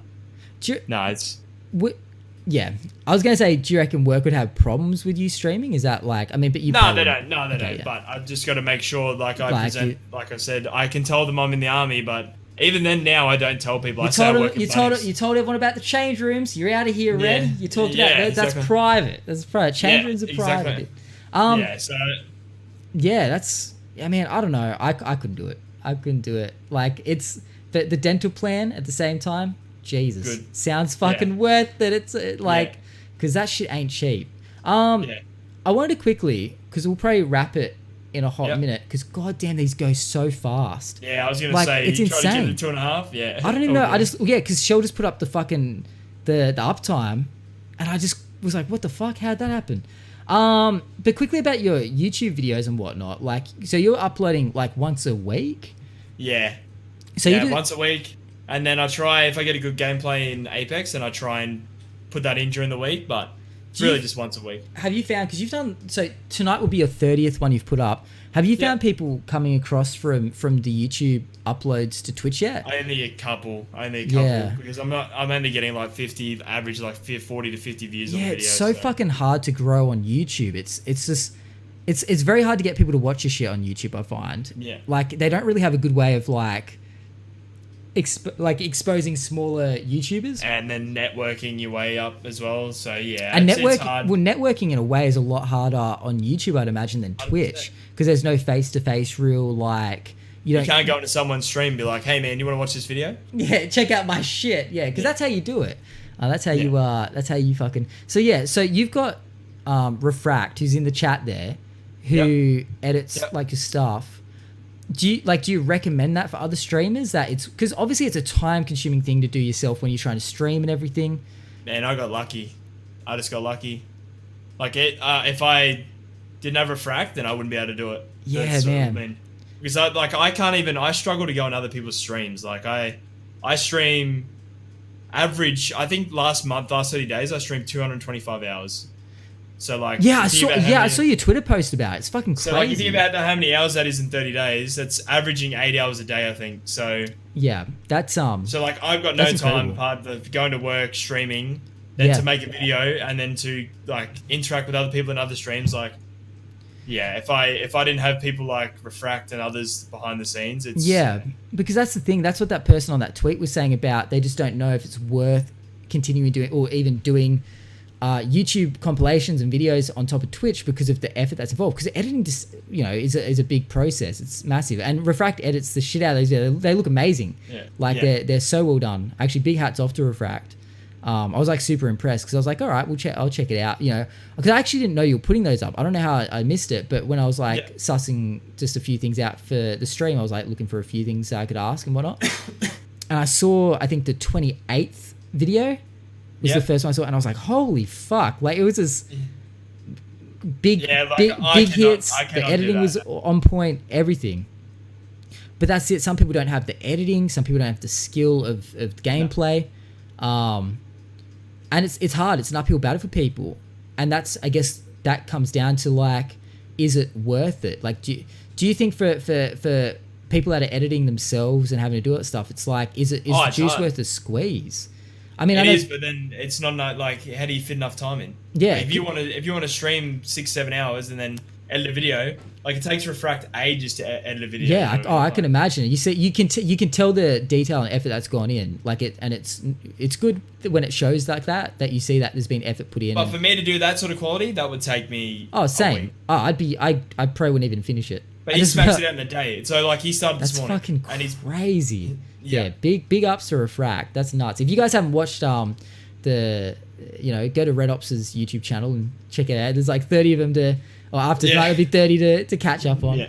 But yeah, I've tried the YouTube thing a few times, and it's brutal. I mean, you can put like days and days and days of effort into a video, and then at the end of the day, you have 15 people watch it, and you're like, well, but that's the thing. No one talk about consistency as well. Barely anyone blows up from your first video. So it's like, should I put as much effort into the first one? Should I be promoting quality from the very first one I put up, even if I don't think, that's a link there. Endo's got you guys covered. But it's like, should I be putting heaps of effort in for the first ones, or should I just be getting stuff uploaded? Because you know what I mean? Because you know that the first one's not many people are going to see it. But it's like, but then it's like, when do you start putting in when do you start going, I need to put in quality? So everyone usually from the start goes, I should be putting in quality, but then it's very easy to get discouraged because people don't watch it.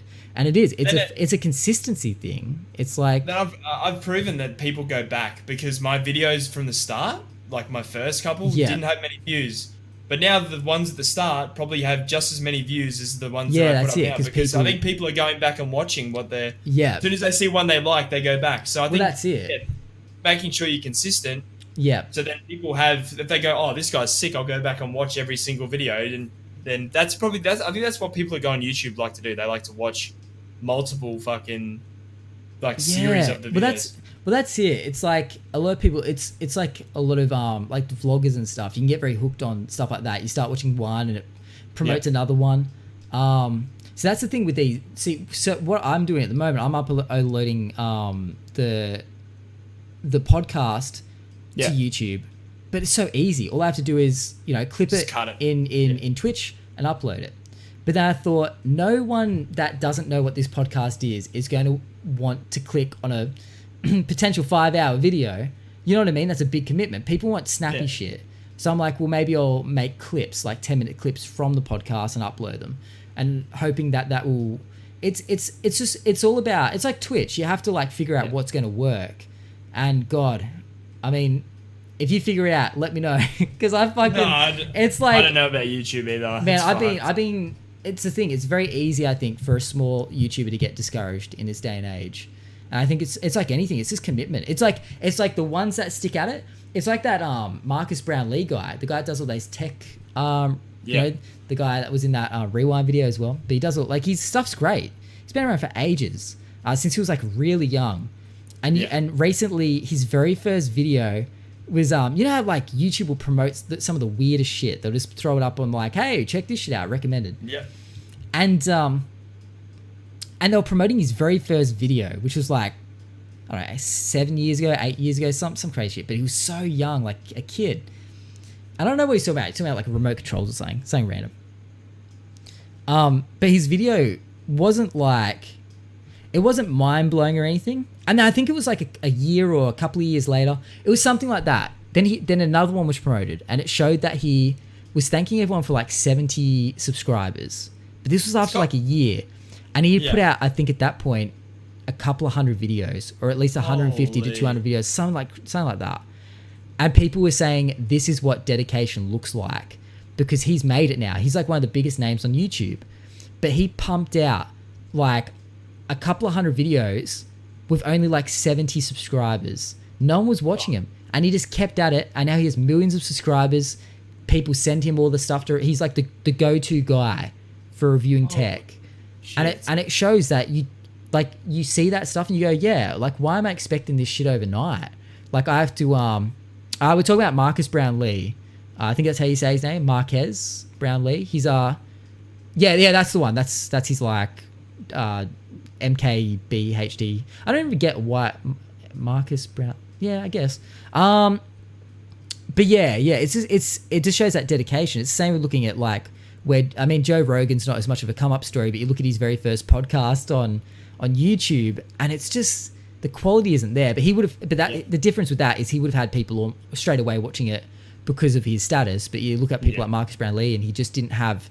He had nothing. Took him ages, yeah. And no one was giving him that validation that he was going in the right direction, and he kept that shit up, and it paid off. And it's not. And the scary part is, you're not guaranteed it. You're not guaranteed it's going to pay off, but you won't know unless you try it. And that's the people that do succeed are the people that keep it up, and they keep pushing, and they don't give up. And it's scary because you don't want to waste years and years putting into the wrong thing, but it's risk and reward. So I don't know. I guess we'll find out. Find out. But man, absolute pleasure having you on again, brother. Honestly, man. I didn't look at any of my fucking notes. Didn't look at any. I mean, I still had stuff that I didn't ask from last week, but good fucking chat, dude. I actually hope to have you on again down the track for some more saucy discussions, because that was some. I don't even know how long we went. I don't fucking have a clue. We went for probably like three hours or so, something like that. So about half an hour over the 2.5. But bro, thank you so much for coming back on. I'm glad we could. All good, bro. I didn't. You know what? If you don't mind, I'll ask you a couple of cheeky questions from the viewers, because I just did say I was going to do that. Sorry, brother. Because I did actually get up them to like. Yeah, I've been streaming for like 4 hours, but I don't know how long the podcast has gone for. Let me pull up some cheeky questions. Let's see what people asked you, dude. People. Oh yeah, Quantum. Yeah, someone said use RedOpz at the Quantum checkout. Yeah. Sponsorship moment. Mustafa said, why did you thirst me, Red? Also, if you ever see the name Musty the Lamb, please don't thirst. Please. I remember I killed him in Apex, and he came rushing. Really? He's like, why did you thirst me? I was like, I just kill everyone, so it doesn't matter. It's just GG's. Toxic says, do you even lift? I'm going to say that's debatable. Okay, yeah, he does. There's your answer. Good. I couldn't tell, you know. No, I definitely fucking... Toxic's... I remember a little story about Toxic coming to my stream, and I thought he was actually a troll and banned him immediately. Yeah, that was so funny. I was laughing my head off, Felt fucking bad. We were in the Discord together, man. And he's like, I just got banned. I'm like, lol. I know, because I came in, I just heard him riling everyone up, and I didn't know who he was. I thought, Toxic, yeah, that sounds like a named ban. Oh, Lethal Rod says, tried the new cream egg Cadbury block yet? No, I hate cream egg. I hate that shit. I only got amongst it, I think, like last Easter for the first time. Now I'm like, oof. So that does sound pretty. That sounds pretty fucking juicy. I haven't tried it. So Donnie the Durry, good name, says, when will the waiting room return? What the fuck's the waiting room? That will not be returning to my Discord. So it used to sit below my live channel. Okay. And people who wanted to play games with me would sit in that waiting room. Oh shit. And because there was a waiting room, they expected that they were going to play with me. So it was fucking annoying. And people probably got a little bit salty, I'm guessing. Oh, yeah. You got no idea. Oh, I can imagine. I tried to do that. Playing with viewers can be hard, only because someone's always left out.